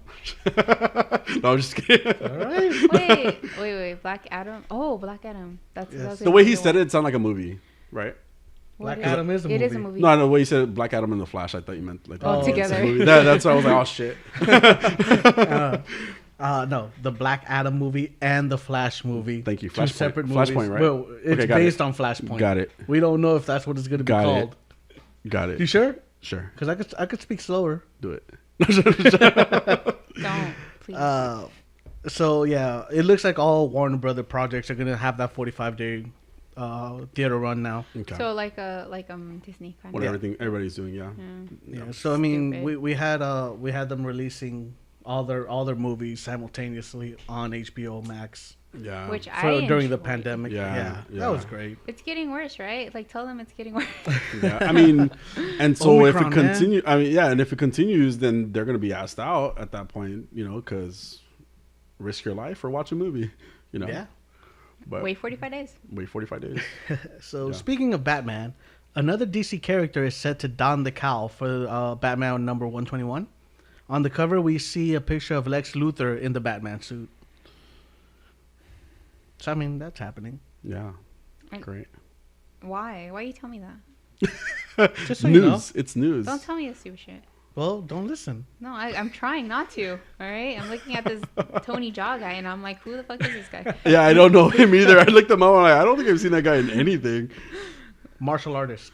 Yeah. That's all I know. You know what? I'm going back to reading Fantastic Beasts. Go do your stupid news.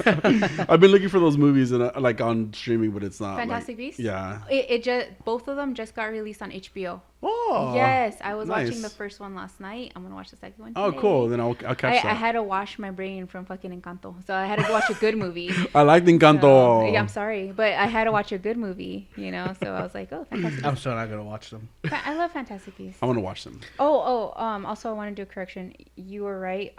Me. You were right. Yeah. So he was replaced. Johnny Depp was replaced by Mads Mikkelsen. Well, how are you right? I'm the one that said it. No, I said that he was replaced, and then you said, Mads and then that's when we talked Mikkelsen. about Mads Mikkelsen or whatever. Yeah. Yeah, well, you reminded me it was Mads Mikkelsen. I just remembered he would be replaced and paid off. Anyways, it's doable because he could just be using a transmutation spell and all Yeah. that stuff. Yeah. So I mean, yeah, it's doable. Oh, we actually said that last week on the podcast too. Oh yeah, I'm like, Oh hey, yeah, by the way, Jaime Megan was is just like, wrong. Megan is wrong. It was not that serious. I'm If just I joking. would listen to the show. Yeah, you would have been corrected already. But I don't care enough. But I still came on here to correct myself. Nah, just so you guys know. I know we're just joking. But anyway, no, I don't care. Yeah. But anyways, so then Fantastic Beasts comes out April 15th, I believe. That's for my Harry Potter people because I love Harry Potter. And then I did watch the Harry Potter special, the reunion. It's just a reunion, right? It's just a reunion. Oh, okay. It just talks about like them. Like I thought it was more than that, and I got really disappointed. Okay. But I also You thought like it was a movie about Harry Potter, yeah, right? like catching up with them. Why is Hermione dressed up like super ancient? Like in the cover art of it, like the banner, she looks like she's like a secretary. I don't know, but that's how she dresses. That's how she dresses. I don't know. No, she's but beautiful. I mean, it just looks like her clothes was like over, like too big for her. I think she's like that though. I don't know. She's weird. Maybe. But anyways, yeah. So then we have Fantastic Beasts coming out, and I'm excited for that. Cool. So HBO Max 1 and 2 is on there right now. I'm gonna watch it for sure. Please do. I'm off for the next till January 10th when I go back to work. Damn. Yeah. Wow. Do you even have a job anymore? No, but I'm getting paid. Shit.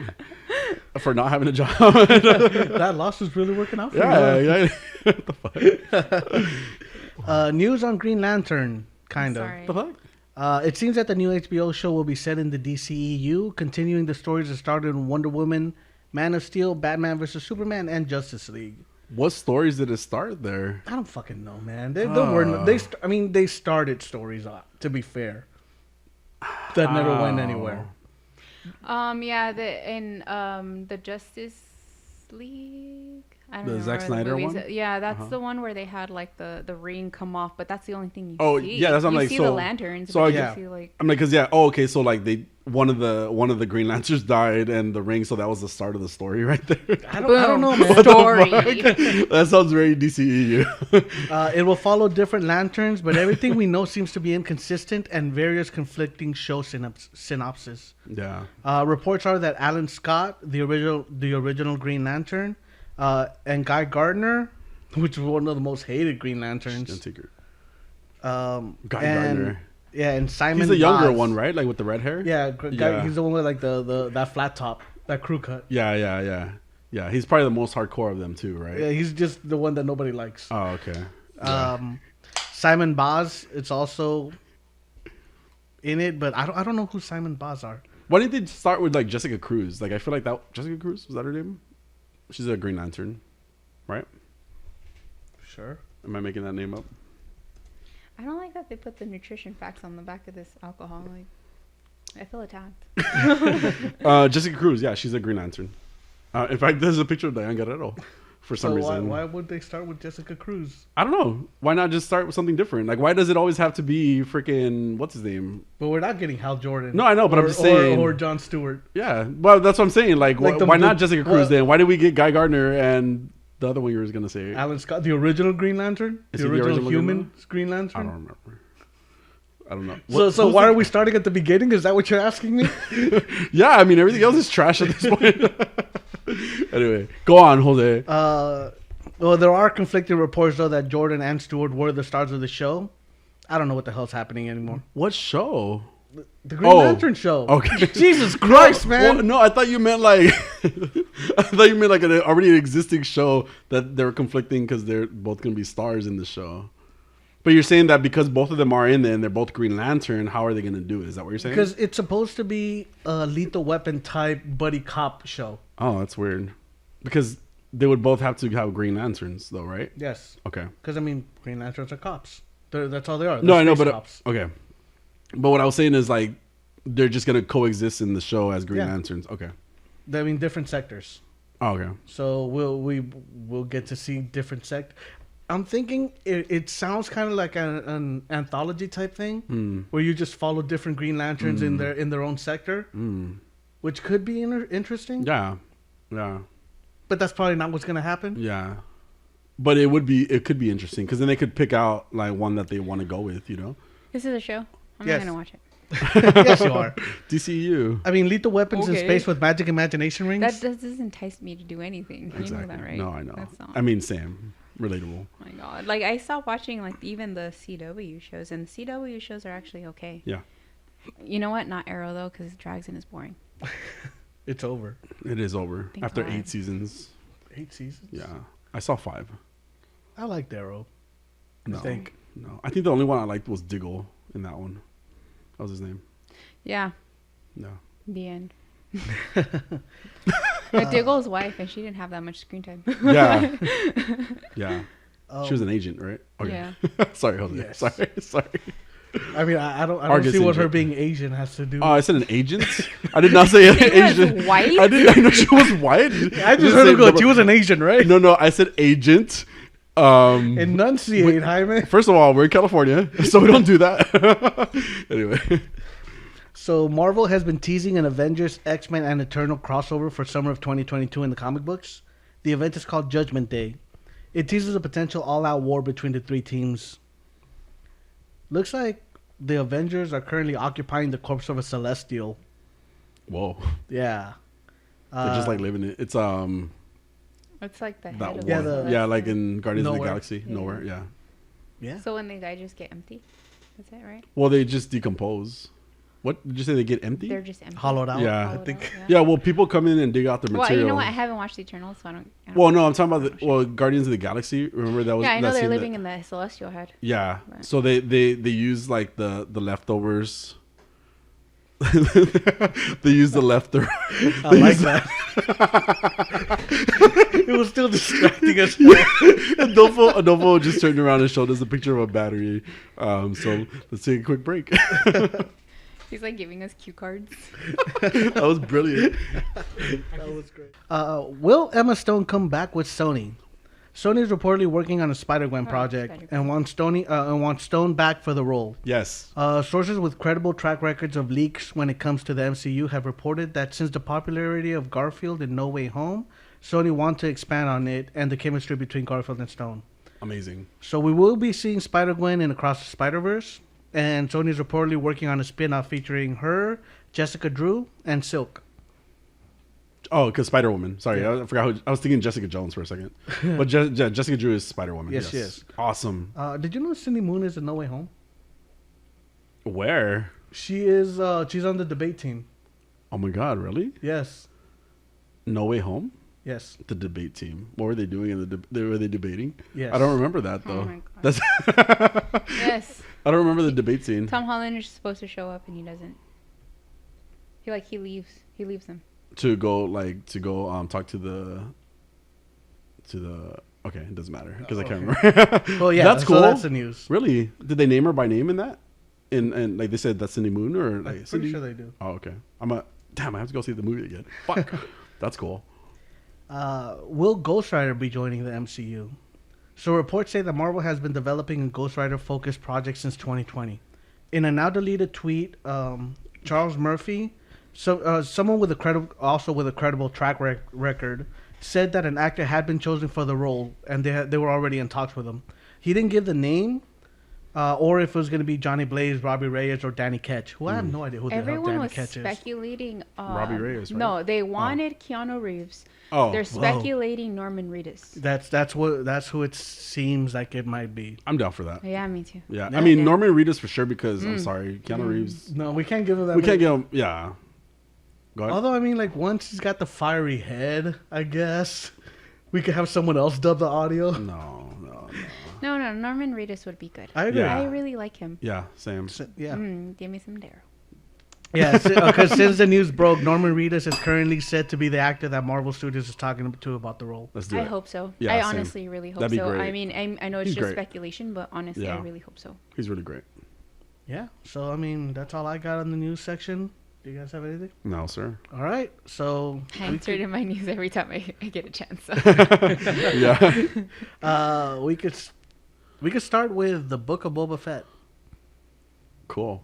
All right. I mean, Okay, I really enjoyed the first episode because it gives you a lot of backstory on what was going on. Like it does flash back to when he gets accidentally pushed into the pit by Han Solo.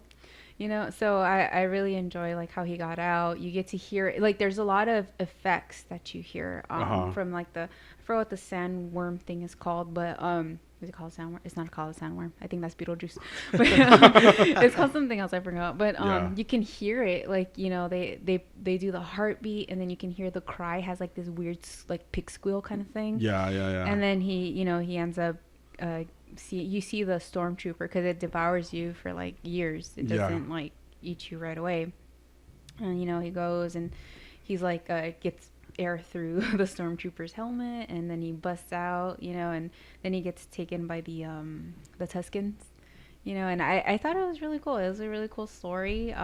It's a lot of detail, which if you pay attention to detail, like if you see him in The Mandalorian, yeah, spoiler, if you haven't watched The Mandalorian by now. Yeah, and aside from that, this is what we do. Oh my God. I'm like, come on. Yeah. But anyways, if you're listening to the show, you already know. Yeah. But anyways, in Mando, he has one of the sticks from the Tuskens that's like, it shows like you're higher in the chain. Okay. And at the end of the episode, we see him like, he's given water by the chief.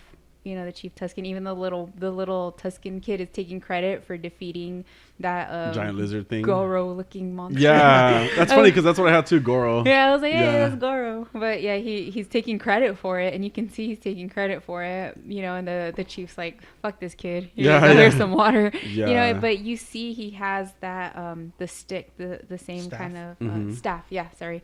the same kind of staff as like the higher ups. So you see he's gonna work his way up in the future. Yeah. But I thought it was really good. I enjoyed it more than actually Hawkeye, the first episode. Yeah. So that says a lot. You know what's really crazy is that we don't get a lot of speaking in this. Obviously, well, because... Yeah, right. And so a lot of it's visual. Yeah, and it kind of does remind me of Mandalorian a little bit because Mandalorian, I feel like he was very quiet through the series as well. Mm-hmm. But I thought, did you know it's not Pedro Pascal under the helmet? It's not. It's just when he takes off the helmet that it's him. The guy that under the helmet is like John Wayne's grandson or something. Okay. Because they wanted that John Wayne walk. Oh, okay. So I don't know. I guess so it no runs one in the else Wayne's can family. recognize. No, what the heck? It's only the bloodline family. No one else can do that. That's funny. No, but yeah, this fun facts. It was called A Stranger in a Strange Land. There's that chapter 1 like little screen thing that we got at one point, and I agree. Like to be honest, I was really exhausted the first time I saw this episode. So same thing, I kind of fell asleep. Because there's not a lot of talking in it, so it's a lot of visual. You do definitely have to pay attention to the show and like look at what's going on. Yeah, watch it. Well, because sometimes you can listen and still kind of keep up with what's going on, but this you really definitely have to watch it. I'm gonna have to go back and watch it. No, it's honestly what I enjoy in actual shows sometimes. Like if they're good, like if you can tell a story without having to actually speak words, I feel like that says a lot. Yes. As in, Matrix, like they had fucking dialogue and I was like, fuck me, as where this one, you don't have a lot of dialogue, but you can still see an entertaining story. You can, you know what's happening. Yes. Which is, it's really good. You see him, Boba Fett at one point, he's taking the seat of Jabba. Yeah, it was the guy after Jabba. Jabba, the right hand man. I forgot his name. It was Mike.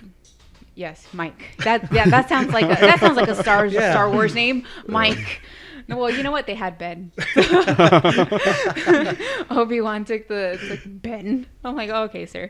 But so he's taking the seat, but he wants to like rule a different way. He wants to rule out of respect instead of fear. Yeah. Which I thought was really cool because then you have him sparing the two hog guys and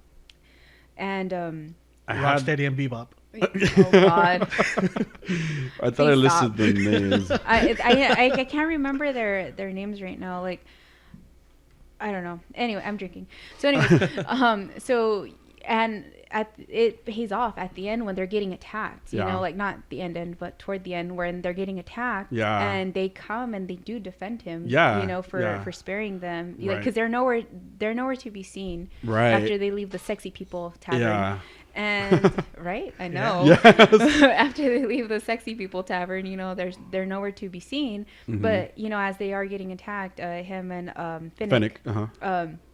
They do come and help because they're the ones that if they didn't help, Fennec and Boba Fett would have been doomed. But you have them come in and interrupt. It would have been a very short show. Yes, yeah, and it was good. And then you see Fennec parkouring.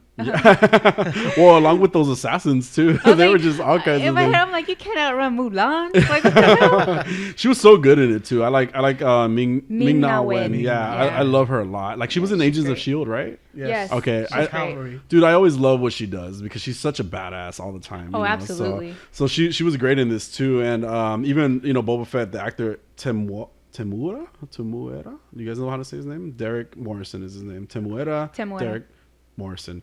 That was a fighting style in Brazil. Stop it. Oh, that's capoeira. Oh my God.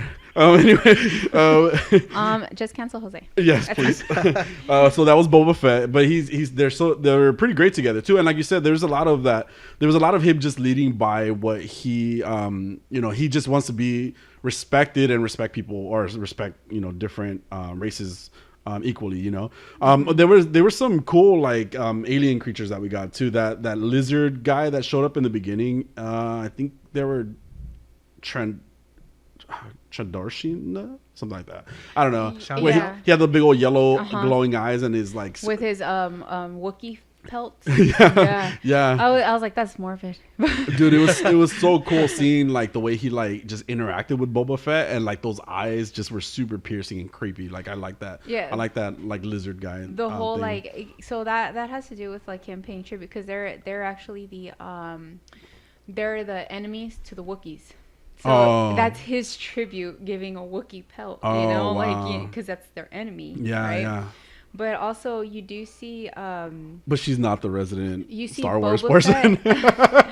I'm not. Like, I just know a little bit about a lot of things. But but you know a lot about this so far. So like, you do see like Boba Fett. Like I think I want to say Attack of the. No, is it Clones? I don't know. I forgot which one. But you do see him with a Wookiee pelt. On his actual thing. So it was kind of cool to see that. You know, it's really like gross because I don't want to think of that, you know. The poor Wookiees. But you know, it's really good. So yeah, I thought it was interesting and it was nice to see. And then you have you know who does the. You watch, you do. You watch What We Do in the Shadows.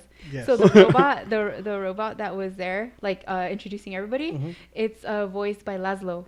I don't know his real name. I don't know his real name either. But Laszlo does his voice, so I was like, that's cute.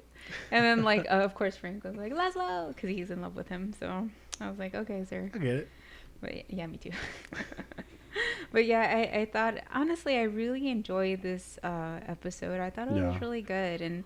I'm really excited to see more. Yeah. You know, I like the storytelling. Matt Berry, that's his name. Matt Berry. Yeah, I just seen it right now. But I really enjoyed it, and I think that it's gonna be a really good show. Yeah, for sure. And I'm not a big Star Wars guy, especially not in the details that you know. But I was really into it, and I think it's good because again we're getting stories that they're kind of tied into the original storylines, but not.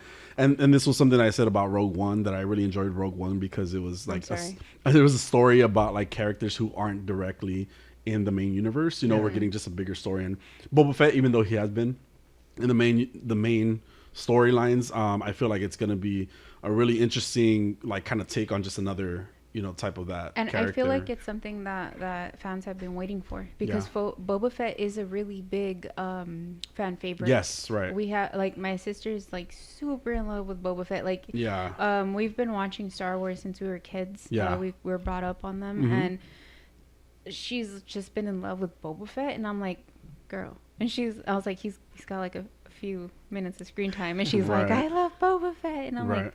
Okay, weirdo. But now I think it's something that fans have been waiting for to see something that's going to happen with Boba Fett. Yeah, himself. for sure. So I'm actually really excited for it. And again, like, you know, I'm still waiting for Mandalorian because I really like Mandalorian. Yeah, I want to see more of that Baby Yoda. Yeah. But I know he's not going to come on, but still, like Baby Yoda. But you know, I'm just, or Grogu, I should say. But yeah, so I'm really excited for this. And I think Jon Favreau does a great job. Like, he's the creator and writer. Yeah. So I think he does a great job. So Robert Rodriguez? Wait, who was the director? I think you're right. Something like that. Sure. Robert Rodriguez? Okay, Robert Rodriguez, yes, is the director. So same, you know. What'd you think, Jose? I watched it. What does this mean? You didn't like it? I don't remember any of it. I fell don't asleep. Think you don't really watch Star Wars things, though, do you? The thing, so Mandalorian, I found really boring for the first 3 episodes. It's a slow pace, but you have to. That's what I'm saying. You have to watch it. Yeah, and I don't have that kind of patience. Girl. I'm just like, if nothing, everything is happening so slowly, and I don't care. There was a lot of good action in it, though. But I feel like with anything, you kind of have to care. If it's like, if you really want to watch it and pay attention, you kind of have to have especially that, for a show. Well, yeah. So I got into Mandalorian like around episode 4. Okay. I started enjoying the show. Do you like Star Wars in general? I like the original trilogy. Yeah. I didn't watch the prequels. I didn't like the new trilogy. You should only to get because I understand because there's so much like Star Wars stuff. Because there's some stuff I didn't fucking finish or watch because I'm like the Bad Batch. Yeah, I tried to watch the Bad Batch and then I got trailed off. I was like, okay, I'm not watching this anymore. And not because I was like, oh, I can't watch it. And I hear Clone Wars is really good. The TV show. Clone Wars is really good. Yeah, they're just long though at this point too. Yeah, and so I stopped watching because it's like One Piece. If you're an anime fan, this is to the anime people. Yeah. You understand that One Piece is so freaking long that I ended up stopping because I'm like, okay, I'm trying to watch this. Naruto, Dragon Ball, this is all the same. I like endings personally too. Well, in anime especially. For some reason, Dragon Ball I can because I've kept up, but sometimes you get trailed off watching other things and then you forget that, because that happens with me, there's so many shows to watch, so many things to watch, and I feel like the Star Wars universe has so much going on that it gets overwhelming. You can't possibly keep up with every single thing, I do recommend keeping up with Clone Wars because Clone Wars is really good. It's a good show. I've heard a lot of good stuff about it. It's just a lot, and then you have Bad Batch, and I'm like, no, I cannot. I did try, and then at one point I just stopped, and it wasn't because it was bad. It was really exciting. It's just I just forgot I have other things to watch. There's so much to do that I can't possibly keep up with things like that. And I feel like with these shows, at least with Mandalorian, they're shorter. You got 8 episodes per season, and you can keep up with that. And you get a good story out of it too. Exactly, for sure. So and then wake up, Jose, wake up. I will try to rewatch this because I have to. I don't remember. I remember everything you guys are saying, but I remember being bored. Maybe it'll get it's better. A slow, with Mando. I agree. For you. You know, because for me it was already exciting because I get to see different things that, this explains this, this explains that. As where I've kept up with these things. Again, I haven't kept up with every single thing. No, and I'm but never you have gonna enough of a backstory. Exactly. Where you see the Easter eggs and all that stuff. Right. And so I feel like, with somebody who is not super into keeping up with things, if Mandalorian, I understand that, but for me it was just interesting to see something finally something new that's good. You could even and then from the perspective of my end, right, you could even technically, you could just take this out of the Star Wars universe, right? I mean, I know it is Star Wars, right? That's just what it is, right? But you could just think of it as just like a standalone show, and again, really sit there and dedicate time to actually watching it, because I know it's hard for me even here at home because you have your phone, I want to play my video games, sometimes I put on my Switch and I want to play Pokemon, it's just, there's a lot that distracts you. But if same thing, I fell asleep during the first time, but I was really exhausted that day. But when I sat down and I watched it yesterday morning, I was like, man, I missed a lot of really good things that happened in the show, right? And I don't really have a complaint aside from, the pace is slow. It's not as talkative as other shows. But I feel like that's why even more reason to have to pay attention, right? And actually look at the show, look at what's going on, look at the visuals. I feel like that'll build up to everything. Oh yeah, for sure. It'll build up, kind of like Mando did. Mando ended up building up to a lot of things, and it ended up being really good. So. Yeah, and then you pick what you like. Fennec is already one of my favorite characters. She has been before. Same thing with the way Mando. Boba Fett is I didn't even think wrong. He's a Mandalorian. And is he? Oh, I didn't know they're the same thing. Well, technically. Okay. Well, either way, it's there's a lot. I do wish they kind of pick up on him though. Oh. Why? Because his face is ugly. What? Or why? Well, then you just have another Mandalorian. No, I mean, kind of like with Judge Dredd. Judge Dredd never removes his helmet, but then Stallone took over, and Stallone never had that helmet on. Again, Mando wanted to keep his helmet on the whole time. Yeah. And that was part of the code, right? Mm-hmm. But I think with Boba Fett, because he is a Mandalorian technically, but not really because he's a clone. Mm. So that's why the Mandalorians others are clones. Yeah. Yeah. So. Yeah. Even they're called Tuskens, right? They were really interesting. The Raiders. Yeah, they were really interesting, little tribe. There was one that was more female presenting. That was the badass in the group. She was kicking his ass at one point too. So again, a lot of little things that I normally I have to listen to show. This one I had to really sit there and watch it, and I was really impressed with it in the end. It's a bit quiet. It's in a sand you guys know I have issues with sand, so with desert environments. Even in Pokemon, I hate deserts. Oh God.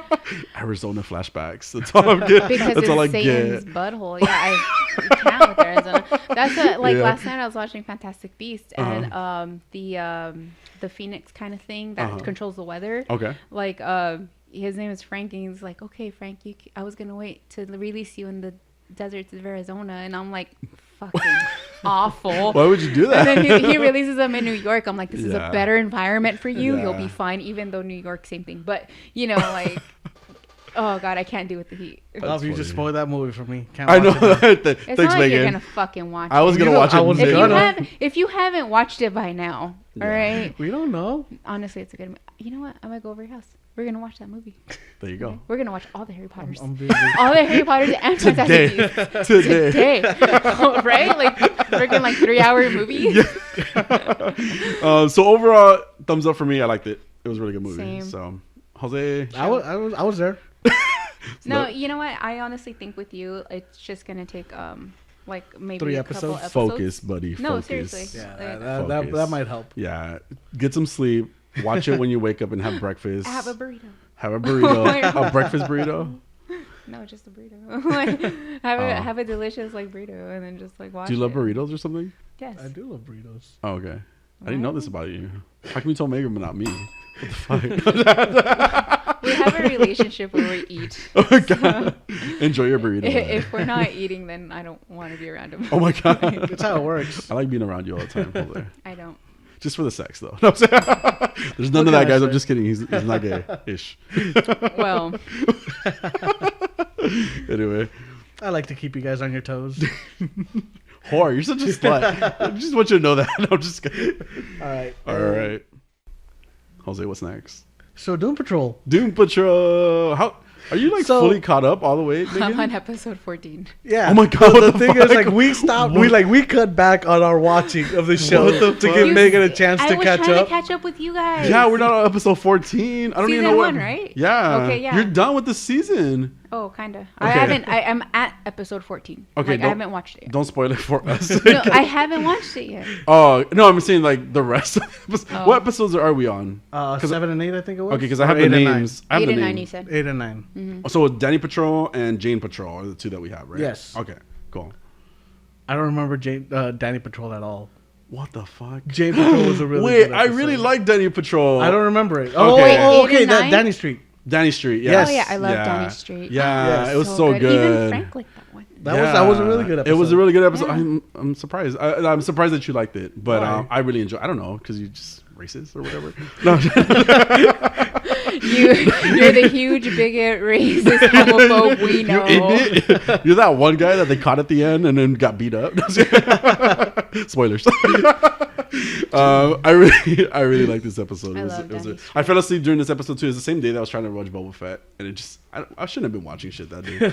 But Danny Street was really good. I like the idea that is he okay? I know it's a street, but was he a human at one point and he became a street? Like, is he a meta human? I don't think so. I think it's just a street. Because that's what I got from it. Yeah. Oh, okay. Like a meant to protect people that don't belong, because it's not just for gays, straight or gays, transgenders. It's just people that don't belong. Yeah. That feel that they don't belong. Yeah. So he would kind of encompass them and then just take them elsewhere. Yeah. Well, he also thrives off of them, because they did say that if the party. if the party stop on Danny Street, then Danny dies essentially, which was Danny. Yeah. Poor Danny. Keep the party going. Yeah. I from the beginning I did notice Agent Wilson.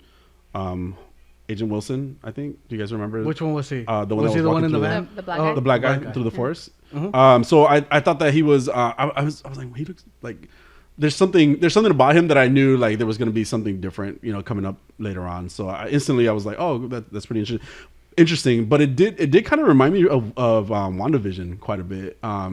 Because of the whole town thing being possessed. Well.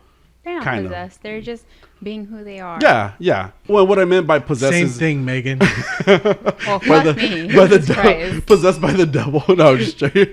No, but in WandaVision, like, it was a town that was kind of sequestered away, and You know, they were it was enchanted. They were that one. They were possessed. That's what I meant. I didn't. It was mean Encantado. Oh god. It was an Encanto. Yes. I mean, but better and greater. More music. And better. Better story. But it was a really I just really dug it. Like dug the vibe, dug the energy, the characters that we got. At first I was kind of like, where are we going with it? Is it going to be in your face throwing like, oh, this is what it is, you know, like, you know, and I really don't like that about shows like, oh, let's just put it in there for the sake of being there. But I actually enjoyed it. It was so good. Like the whole like as soon as I saw Agent Wilson, you said? Is that his name? I might be wrong, but I'm going to say yes. Okay, well, as soon as I saw him come out in drag, I was like, I know who that is. Yeah, it was incredible. It was incredible. And I thought Morally Corrupt it was her name in drag. Corrupt. I love that. I love that. And I'm a huge drag queen fan. Megan, you know, because I've heard. Same. So it was just, and she had like some witty like one-liners in this too. Like the non-binary, like do you, what she said that Danny Street is a genderqueer and non-binary straight, so they don't identify as anything. But then Cyborg had a hard time understanding. Oh, he goes, what does that mean? She's like, do you need me to speak it in code? And she was like 01001. But I like that too, that Cyborg, who didn't understand, just tried his best, you know, and nobody like made it a big deal. Nobody made it to be like anything else. He just wanted to understand, and they were nice enough to explain it, you know. And then we have gosh, what's his name, the bandage guy, Larry, we have him over here fucking denying his inner queer. I was like, boy, like if you don't come out the closet right now, like this is the place to do it, and you're just not, you know. And I think that, and we talked about this last week in regards to like the relation, like kind of relating to like gay culture in general, that I think that even knowing that you're in a queer space sometimes isn't enough to be able to like express yourself being gay. And I can say that like the first time that I went to a gay club, like, and you're doing it wrong. Well, I mean, but again, like you're in a place that you've been told, like you grew up kind of thinking like, hey, this isn't the right place to be at. Taboo. Yeah, exactly. It's very taboo, right? Being gay was considered taboo. Stigma. There's that, right? So that you're being told that this isn't the right place, even though there are a lot of other gay people in this place as well. You're still not sure you can be gay. And I understand that. It's just the fact that like he's been so repressed for so long. I was like, guy. Dude, just like it just felt nice to see him actually kind of perform, you know, in his mind. And I was like, do that, yes. And then it was not. It was just in his mind, and I was like, I don't sing. I was like, you pissed me off, sir. And again, it goes back to and I'm right now that you're saying that, the first time that I went to like a gay club, it's called Coco Bongo. I actually remember what it's called. It was in Reseda, California. It's called what? Coco Bongo. It was a Spanish gay club. I know. Honestly, it was so much fun. Fuck you, Jose. What does that mean? What? I don't get it. Explain. No, nothing. Wow. If there was no ding, it's just Jose being a bigot. He's ignorant right now. Anyway, Coco Bongo. When I first went there, there was go-go dancers. There was, you know, like things. There was drag queens there, and it just felt like it was cool to be there. At the same time, though, it felt like, so like at one point the go-go dancers were going around dancing on people's laps, and my friends pointed at me like, dance on his lap, and I was like, no, don't do that. Like, again, it's just that thought, right? Like, even though you're in a place that now you can be yourself and be okay with being yourself, you're still not sure, because this is like your first time, you know. You can't help but feel that insecurity. I think I get what you mean. Like, it's like because I was raised in like by my grandma. She was very conservative. And I say was because she's changed. But you know, like going to like even up until recently, I went to one of my friends' her bachelorette party. And there was like a stripper, and I'm like, no, I can't. Nope. You know, like I don't want to see this. You know, like it's uncomfortable for me. And it's not saying that anything is wrong. No. You know, it's just like it's just more like, oh, like I'm uncomfortable. You know, and it's not saying it's wrong. It's just uncomfortable because of the way that you were brought up. Exactly. And that program. And again, and then so exactly the way you're programmed, the way that you're made to think that this is bad, even though it's just some fun, you know, at the end of the day. And it just, and again, this is why I relate to Larry in that sense, and I can feel where he's like, yeah, I want to be here, I want to do this, and I want to perform, and I want to be myself. But it's like in that moment he can't do it, and totally relatable. Totally, in my opinion. Tearing up a little and bit. That's sad. It is is really sad. It did make me sad. Like I'm not gonna lie. Like I felt really sad about it. I was like sad and angry. You know, like be yourself. Like you can do this. Like look how great that was. You know, like it was fantastic. Although when you hear him actually sing, you could see why he did it. Oh, that was funny at the end. Yeah. But imagine that's saying, how you feel. Imagine how he felt. No, exactly. You know? Yeah, but that's what I mean. Like I felt like really angry and sad about it. But again, it's just understanding. Like, you know, I just felt like that was good. You know, because if it made me, a straight person, feel like that, I could imagine like how a gay person would feel. You know, like, oh, like that's frustrating. I understand. I could relate to that kind of thing, you know? And for me, it's like, it's not relatable, but at the same time, I felt frustrated and angry because it's like, just be yourself. Like, come on, you can do this. You know, and because he's just so sad and tormented. Poor guy. And they're just like, like throughout the whole, like, season up until now, I'm like, dude, like you're just so sad and tormented, like you're torturing the little creature inside you because of you. Like you're doing this to yourself. Yes and no. You know, again, yes, because at this point, it is like you're torturing yourself, and he goes through it, right? It's the example that we get with negative, we get with himself when they're going through his mind and everything like that. It's him torturing himself, but it's also everything that has contributed to that moment and him, but society, but culture, also that's the things. problem too, is because we have the I don't remember his name, the doctor, what's his name? Niles? Captain? No, chief, right? The chief. Yes, Niles. Chief. He's like keeping them. He's keeping them inside. This little house. You know, where he is accepted in the little house, right? But he doesn't understand or see that things have changed. You know, he doesn't get to see that, because let's say 10 years ago, being gay, even 10 years ago being gay is still like, okay, like, you know, it's not as bad as 1950. No, right, you know, don't get me wrong, but it was still kind of like a new, like, oh, you're gay? Oh, okay. You know, like you're different. You still get you get seen different. You know, So as opposed to now, like, oh, you're gay? Okay, that's cool. What the fuck do you want? But even why do you keep bringing this up? Well, I'll say that. Get over it. And I'll say that though, like it's still every time that you kind of meet somebody new, it's easier for me to be like, I'm gay. Not that it really matters. I don't really talk about it. It's not a secret at work or anything like that. But it's not something that I had no idea. Yeah, I have a terrible gaydar. No, but so that's my thing, right? Like it's people are more chill about it now. You'll still get those kind of like, oh, okay. You still kind of get not a bad energy, but you get like they don't know how. People don't always know how. I think a lot of times it is like people just don't know how to respond to that. And that's the thing, because people aren't just like, oh, I'm straight, and then like, because if I were to just tell you, oh, I'm straight, like, what would you say? Well, okay, but let me talk about why it came up though, right? Like people were talking about, oh, do you have kids? You know, how's your wife? You know, like, what am I supposed to say? You know, like he's great. Yeah, like my husband's great. You know, my fiance's great. Or, you know, I don't have kids. It was like, and this happened in Colorado to me recently when I went out there to work. It's like I made all these cool friends, and of course, it didn't come up. I don't care. Like somebody brought up their wife. You know, to me, it wasn't like, oh, my husband. You know, like it wasn't anything like that. But it was like, okay.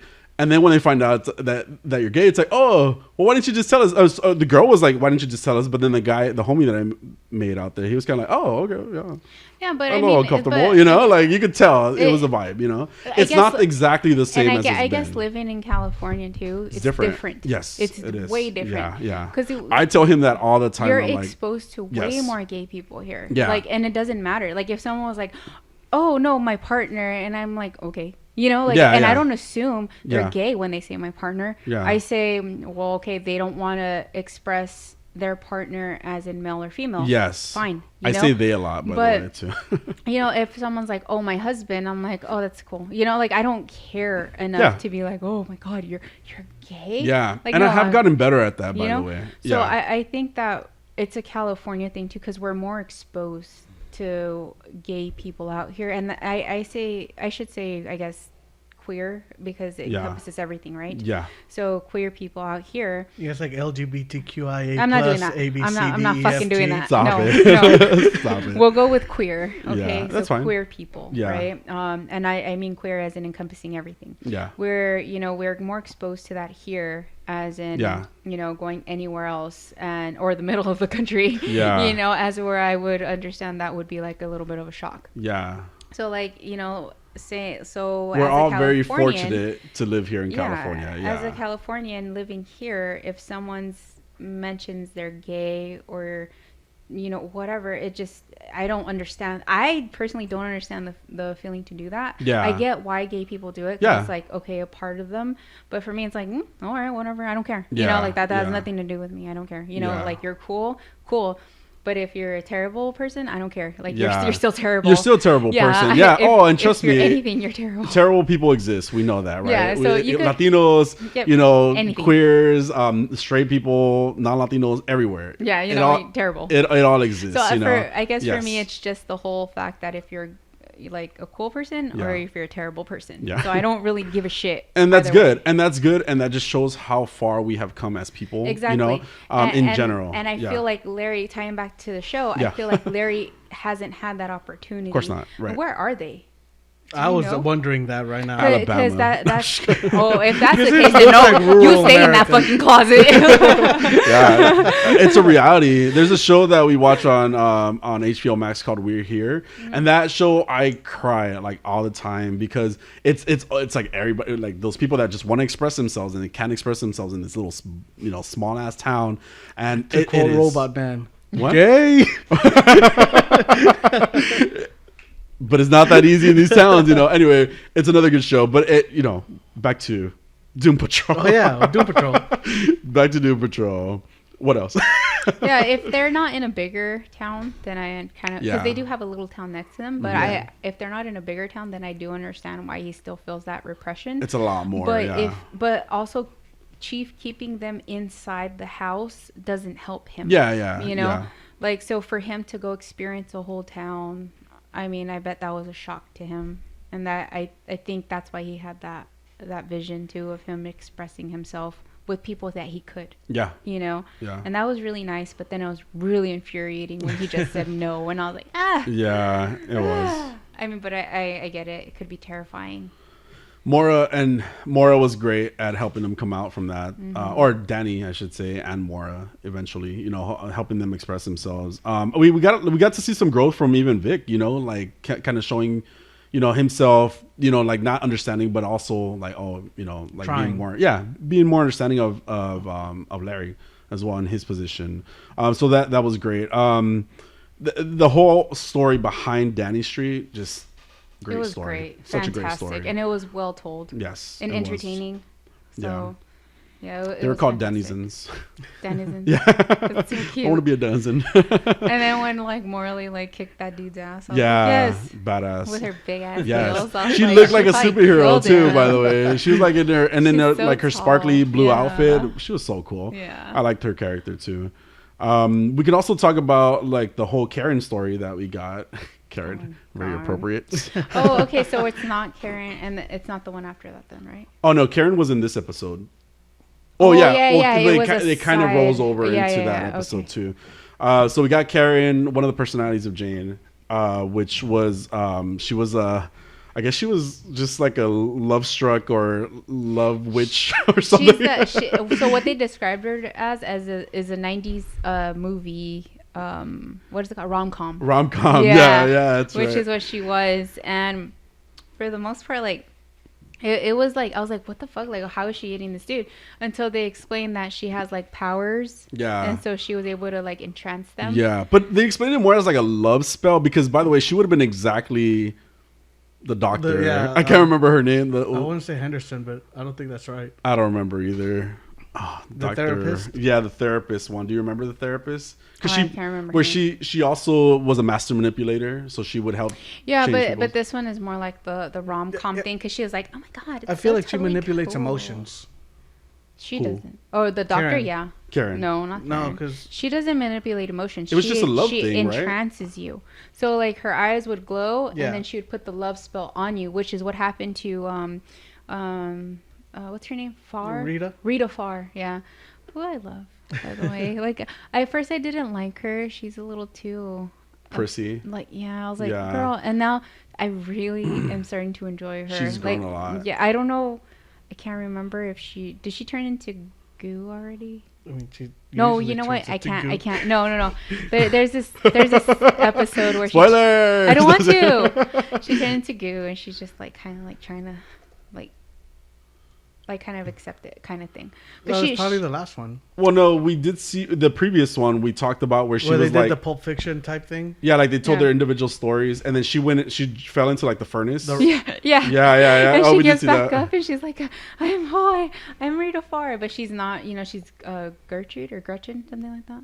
Yeah, I don't know. We don't know her name yet. Oh, good luck. It's great. It was Dr. Harrison, by the way, was the name of the therapist. Harrison. Yeah. But she's really... Yeah. I like that, like Rita. So, but, you know, she does it to Rita. Yeah. And then Rita's at the end, like in the episode, she's like, don't look at me, you bitch. Yeah. She hypnotized that whole family at one point because they were trying to get Homeboy out of the spell as well.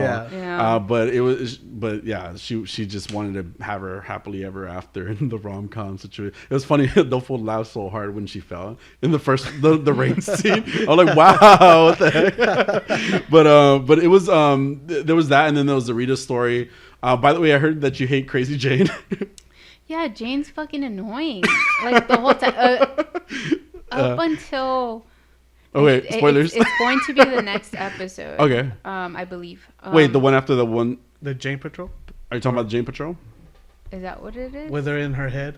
Oh yeah. So you guys watched that one, right? Yes. Yeah, we saw Jane Patrol. So after that, then she starts to get okay. But honestly, I'm still kind of annoyed with her. Like I hate her whole fucking persona. Like, oh, I'm just so angry. Like no one, I can trust no one. Yeah. You know, I'm like, bitch, like. I have issues with trust, and now I'm over here fucking trusting at least Jose, you know? So she does let me drive. Yeah. but that's because she's blind. Yeah. And only because I think we're going to die soon. Oh, my God. But, you know, like... But, you know, she's too off-putting to me. It's too much. You know, like, dial it back, bitch. You know, like, you know, so... We've been saying that, like, she's honestly the star of the show, especially because... I think Robot Man's the star. I mean, well, yeah. Especially now because he's being, like, now we're seeing a bit more of him because... Like there was a lot of focus on Jane, quite a bit, and the way she just changes personalities is great. Oh yeah, her acting is amazing. I love it. Yeah, and again from Karen to Dr. Harrison, which are very similar characters. Well, no, Karen was obnoxious, you know, like, and she was that love spell I like thing. Dr. Harrison. Dr. Harrison was really good. Hammerhead that she does. I hate Hammerhead. Well, she's a bitch. I fucking hate that one. Yeah. It's so annoying. Yeah. And like there's certain things that are so annoying. Like I can't with her sometimes. I feel like she's too much. But I personally like Rita and I like the Robot Man. Mm-hmm. For me, it's for sure Danny. I'm sorry, Robot Man and I don't her. really like Larry? Cyborg. Oh, really? Oh my God. Yeah, he's a little bit annoying to me. I love Cyborg. I do too. Oh, I'm sorry.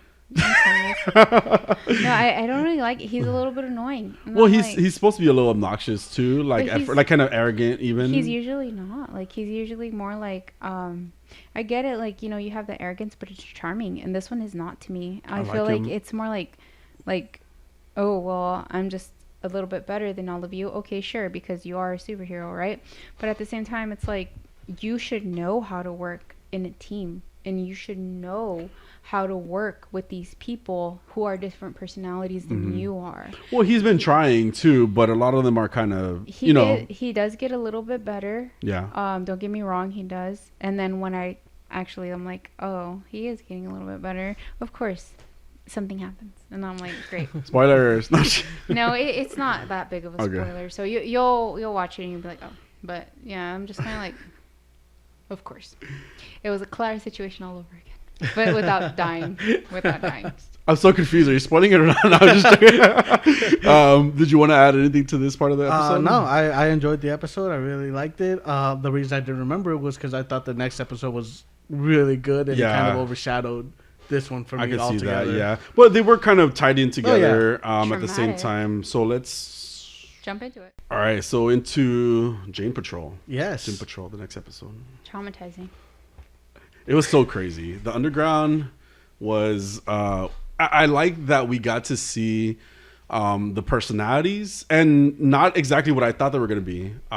We got to see some that were Jane, and then some that were not Jane. Like they were all different kind of. I wrote every single name down. By the way, I absolutely like that we got to see people that weren't her. Yeah, I would have preferred none of them were her, except for like the main person. Yeah, like Jane or Kay. I actually like that some of them were her, because at the same time you get that whole like because I think it has to do with DID, right?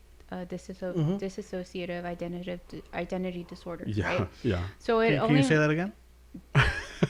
Dissociative identity disorder. There you go. Okay. One more time. No. How about you try saying it, Jose? Dissociative identity disorder.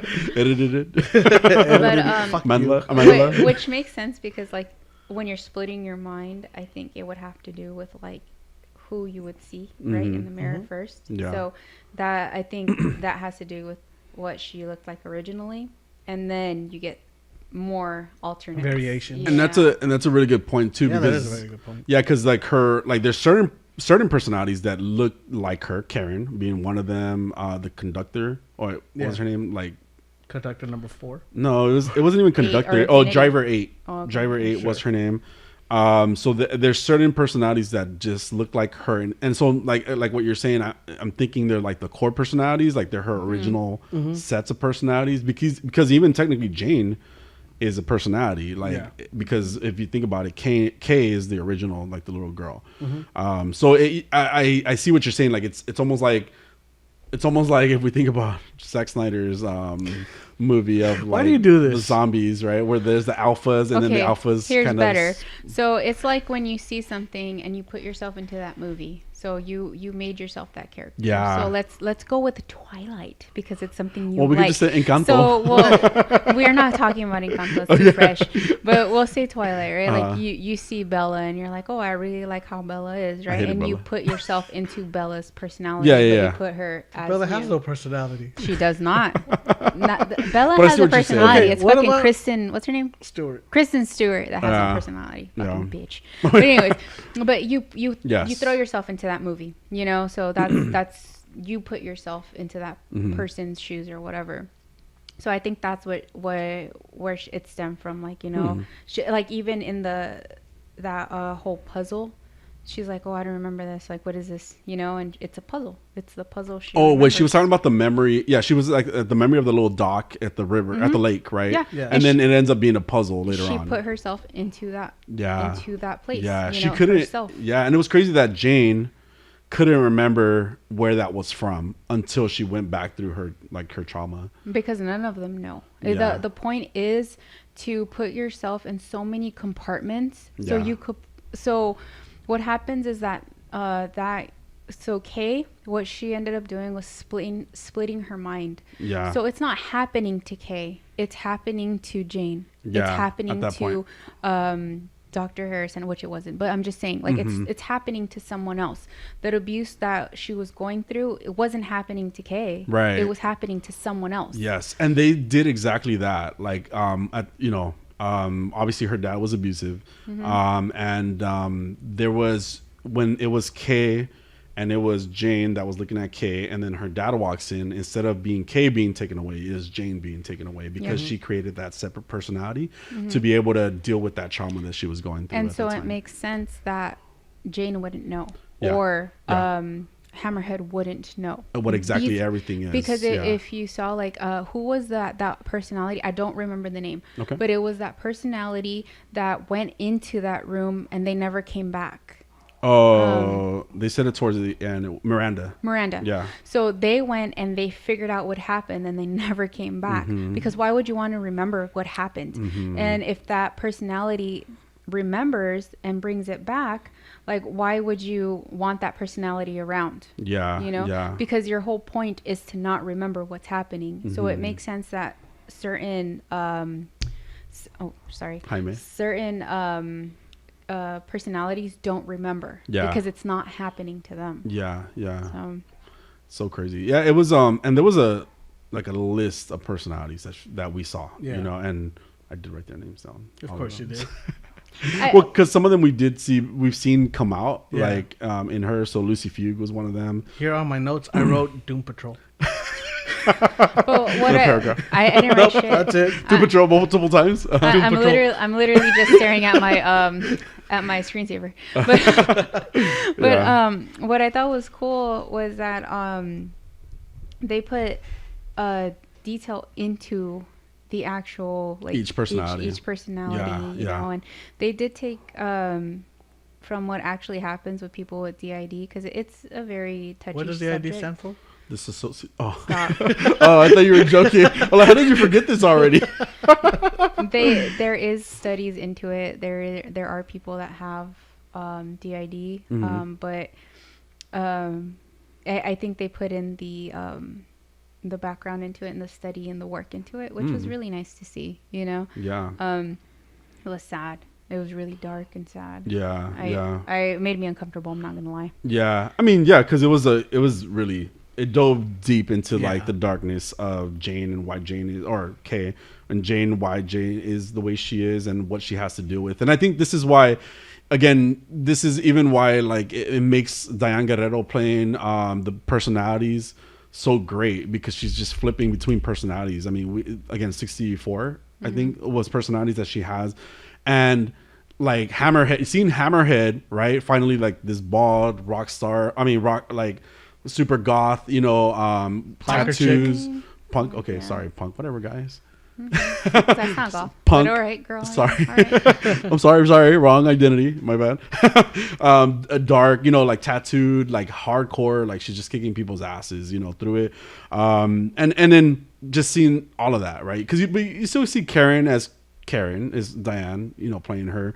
But the what was the name of the? I'm trying to find it too. Penny Farthing as well. Oh, I love Penny Farthing. Yeah, and how she was just, you know, a completely separate character from like, you know, Hammerhead. A lot of the ones you see in the background too are Silvertongue. Was that her name? Yeah, Silvertongue. Some of the ones that you've already seen like often was Silvertongue was one of them. Lucy Fugue, which was the electric power one.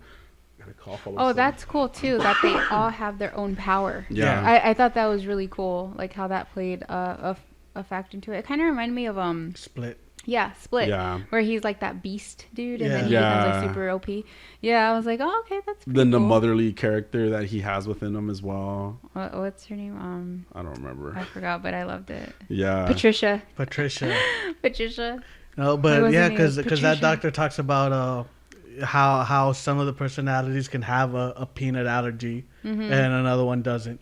And that's happened with some studies, like some patients that have they've been studied. Some people can't, like they wear glasses, and others like they have perfect sight. So it was really interesting to see.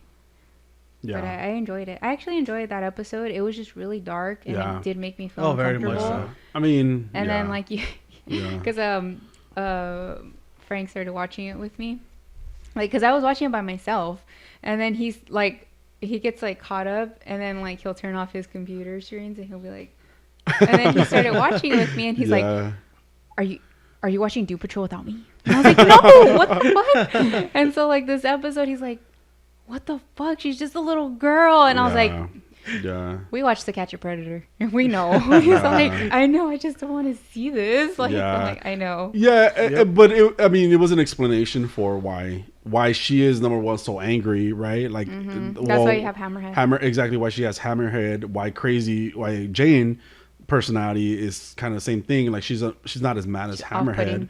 Yeah, she's off-putting, which is again part of what you don't like in her, you know, like was that, you know, she's it's too many of those off-putting characters. Like you have to have some that are endearing. Like what's the point of having all off-putting characters? Yeah, I mean even Cliff tells her I'm the one that likes you the most, and I only like 1/64 of you. Yeah. And it was a good line, but again, okay, but see, I think this is the difference between her and like Kate Bishop, right? It's like, and I'm comparing the two because I'm thinking like there's gonna be like character development. Way more likable.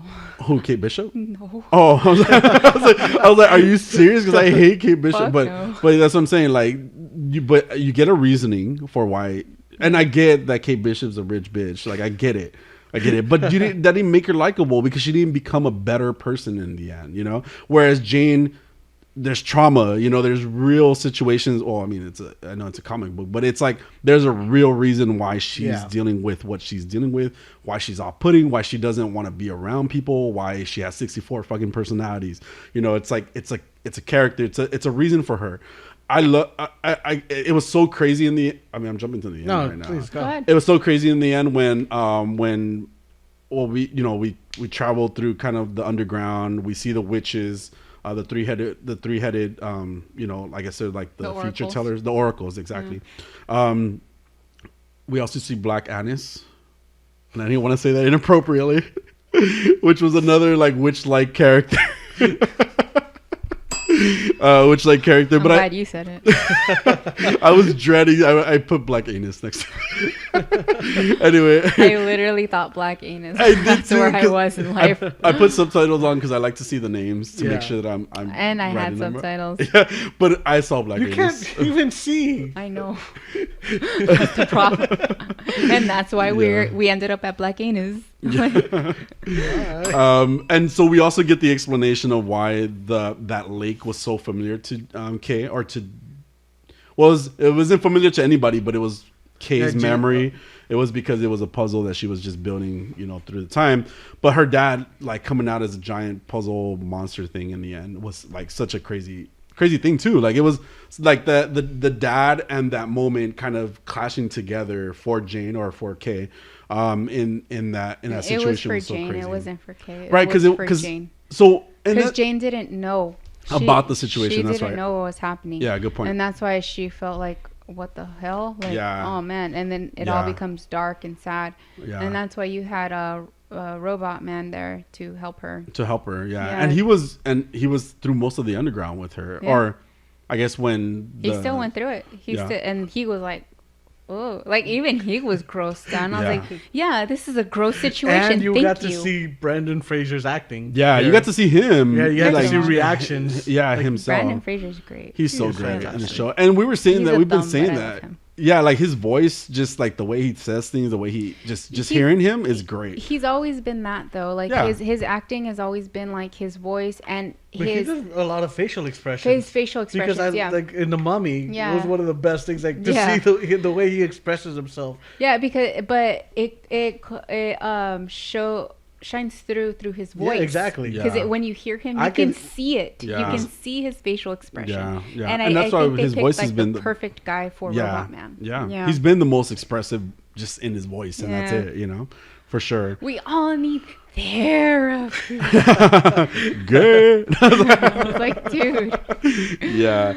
But yeah, it was a great story. I dig this show, and I still have like been super hooked, and it's good. I like watching it. It's really good, and I do enjoy it. I haven't gotten any further than episode 13. Like I said, I'm on episode 14. Cool. Because that's what I checked.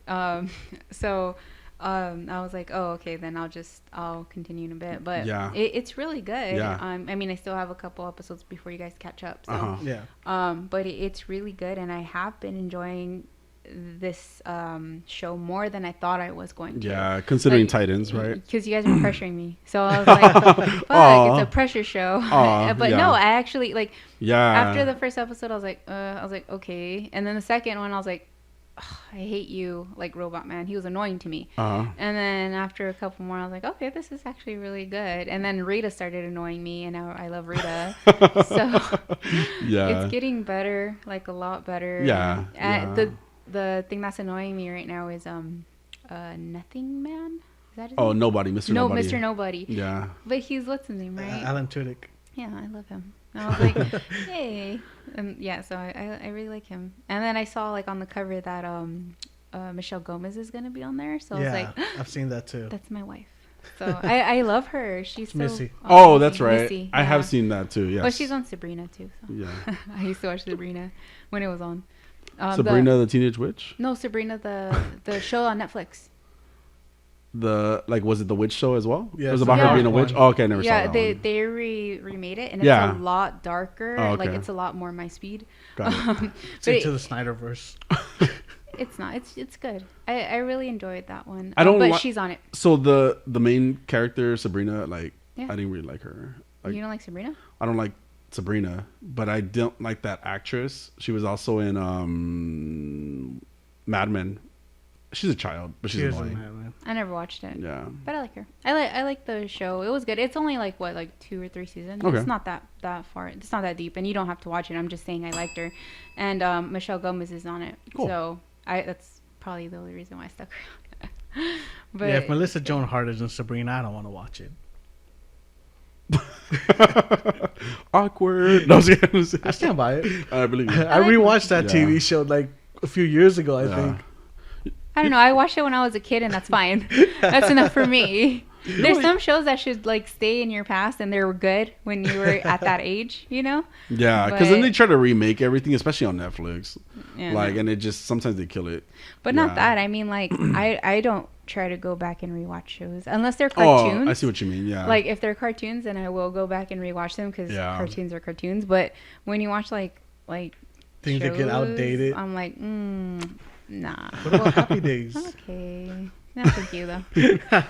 Thank you though. All right, so moving on, Jaime. Oh, do you want to bring us home? All right, guys. So this week, Jaime's Pokedex. I still can't get used to it. Come on, Jaime, open up. Let us into your Pokedex. Wow, you're gross. Okay. No, I'm kidding. The way I've been taking it, which one were you here for? Oh, you're here for the Voltorb that likes to seed on penis. people. Yeah, that was great. Well, you're here for the penis, and then you were also here for Voltorb, which was coming on everybody. Oh, yep, that was me. That was right. This one, the way I've been doing it when you're not here is like the gym leaders that I battle in the game, they all have their own Pokemon. So I pick one of those Pokemon and I kind of talk about it. So just so that you're so this one stop. God damn it. You're making me anxious. It's your looks. Everybody look at Jaime. This gym leader, his name is Crasher Wake. Crasher Wake. Yes, this is what he looks like. I'm gonna zoom in. Please, like a lot. I cannot see. Really? Right in the crotch? Oh, right. That didn't work as well as I thought. And it looks blurry right there, so it's not gonna be much. He looks like a luchador. He looks like a luchador. His name is Crasher Wake. He is from the Pastoria City gym. Why? I don't know why they made him like that. That's a really blurry picture, though. So that sorry. Is a terrible picture. And this is Buizel. Well, he didn't have a Buizel. He had a float cell. Are you trying to show the camera? There's this one for you. That's what he looks like. Oh, he does. Yeah, I didn't even think about it. We have a blue one, too. Oh, yeah, I have it. I've been using his face. That's Crasher Wake. Has that coaster worked better for you? Yeah, it is better. Yeah. It's a lot better. I found some better ones that I want to get you. Okay. Like they're the same design. Those are really cute, by the way, so thank you. Yeah, I found these and then I found the other ones and I'm going to get you the other ones. The other ones are wood. So they're like burnt wood, like etched wood like this. Cool. So I'm going to get you those. Awesome. That's Buizel. That's the baby version of what I'm going to talk about. Well, Buizel. He's a water weasel. No, he's a sea weasel Pokemon. So that gym leader specializes in water type Pokemon, which is why he has Float Cell, which is Buizel's evolution. Okay. So Buizel was the one I showed you right now. In Pokemon Diamond. So we're not even talking about the one you just showed us? Well, he's the evolution. Oh, this is Buizel, but I got to show you the Buizel first because I'm gonna talk about Buizel first. He's gonna talk about the evolution, I think. Yeah. Okay. See, Megan gets it. Thank you, Megan. I gotta talk to this guy. When you're not here. I'm sorry. I have to talk to him too. When you're not here. All right. Well, in Pokemon Diamond, it has a flotation sac that is like an inflatable collar. It floats on water with its head out. So this is the flotation device, and he sticks his head out. Guys, stop. In Pokemon Shining Pearl, it swims by rotating its two tails like a screw. When it dies, its flotation sac collapses. Oh my god, that sounds painful. It's just its collar thing. Okay. And I had a knuckle with a collapsed sack. God, stop. You might want to get that checked. And lastly, in Pokemon Black and White, it spins its two tails like a screw to propel itself through water. The tails also slice clinging seaweed, so that one wasn't that gross, but its flotation sack is pretty fun. I'm gonna throw that bell across the fucking room one more time. Down, girl. Oh my god. Where's Floatzel? I was gonna show That you one guys didn't even Floatzel too. deserve a ding. This is Floatzel. It's the evolution, so it just looks like a bigger weasel. Floatzel, the water, another sea weasel. Girl, Okay. where are your glasses? Weren't you wearing them? Yeah, my eyes started hurting because I'm not used to wearing them. I'm supposed to wear them all the time, but my eyeballs are hurt. Oh, I'm sorry. He's also a water type. In Pokemon Platinum, it is a common sight around fishing ports. Floatzel. It's a common sight around fishing ports. It is known to rescue people and carry off prey. In Pokemon Heart Gold and Soul Silver, with its flotation sac inflated, it can carry people on its back. It deflates the sac before it dives. Oh god. And then lastly, in Pokemon Brilliant Diamond, it floats using its well-developed flotation sac. It assists the rescue. At this point, I just think you like saying the word sack. So this is where we are in life. And I only picked the ones that say sack in it too. It assists the rescues of drowning people. So it's also a hero with a sack. That's it, guys. That was Buizel and Floatzel, which again are carried by Crasher Wake. And this has been Jaime's Pokedex. This has been Jaime's Pokedex. Thank you, Megan. See, You're this welcome. is why we need you here to add that little to the end. We always for need us. Megan here. Yeah, we appreciate you. You guys don't even hear. It's fun when you're here. Oh, I mean, it's fun when Jose and I do it too. No, I get that. But I mean, it's extra fun when you're here too. Aw, It's a good guys. time. So we appreciate you being here, being our guest today. So, Thank but that was it, guys, for me. All right. So this has been another show. you. God, I'm hungry. You guys have anything else, Hat? No, I'm hungry. Let's go. No, I'm All good. right. Bye. Well, Bye. have a week. You too.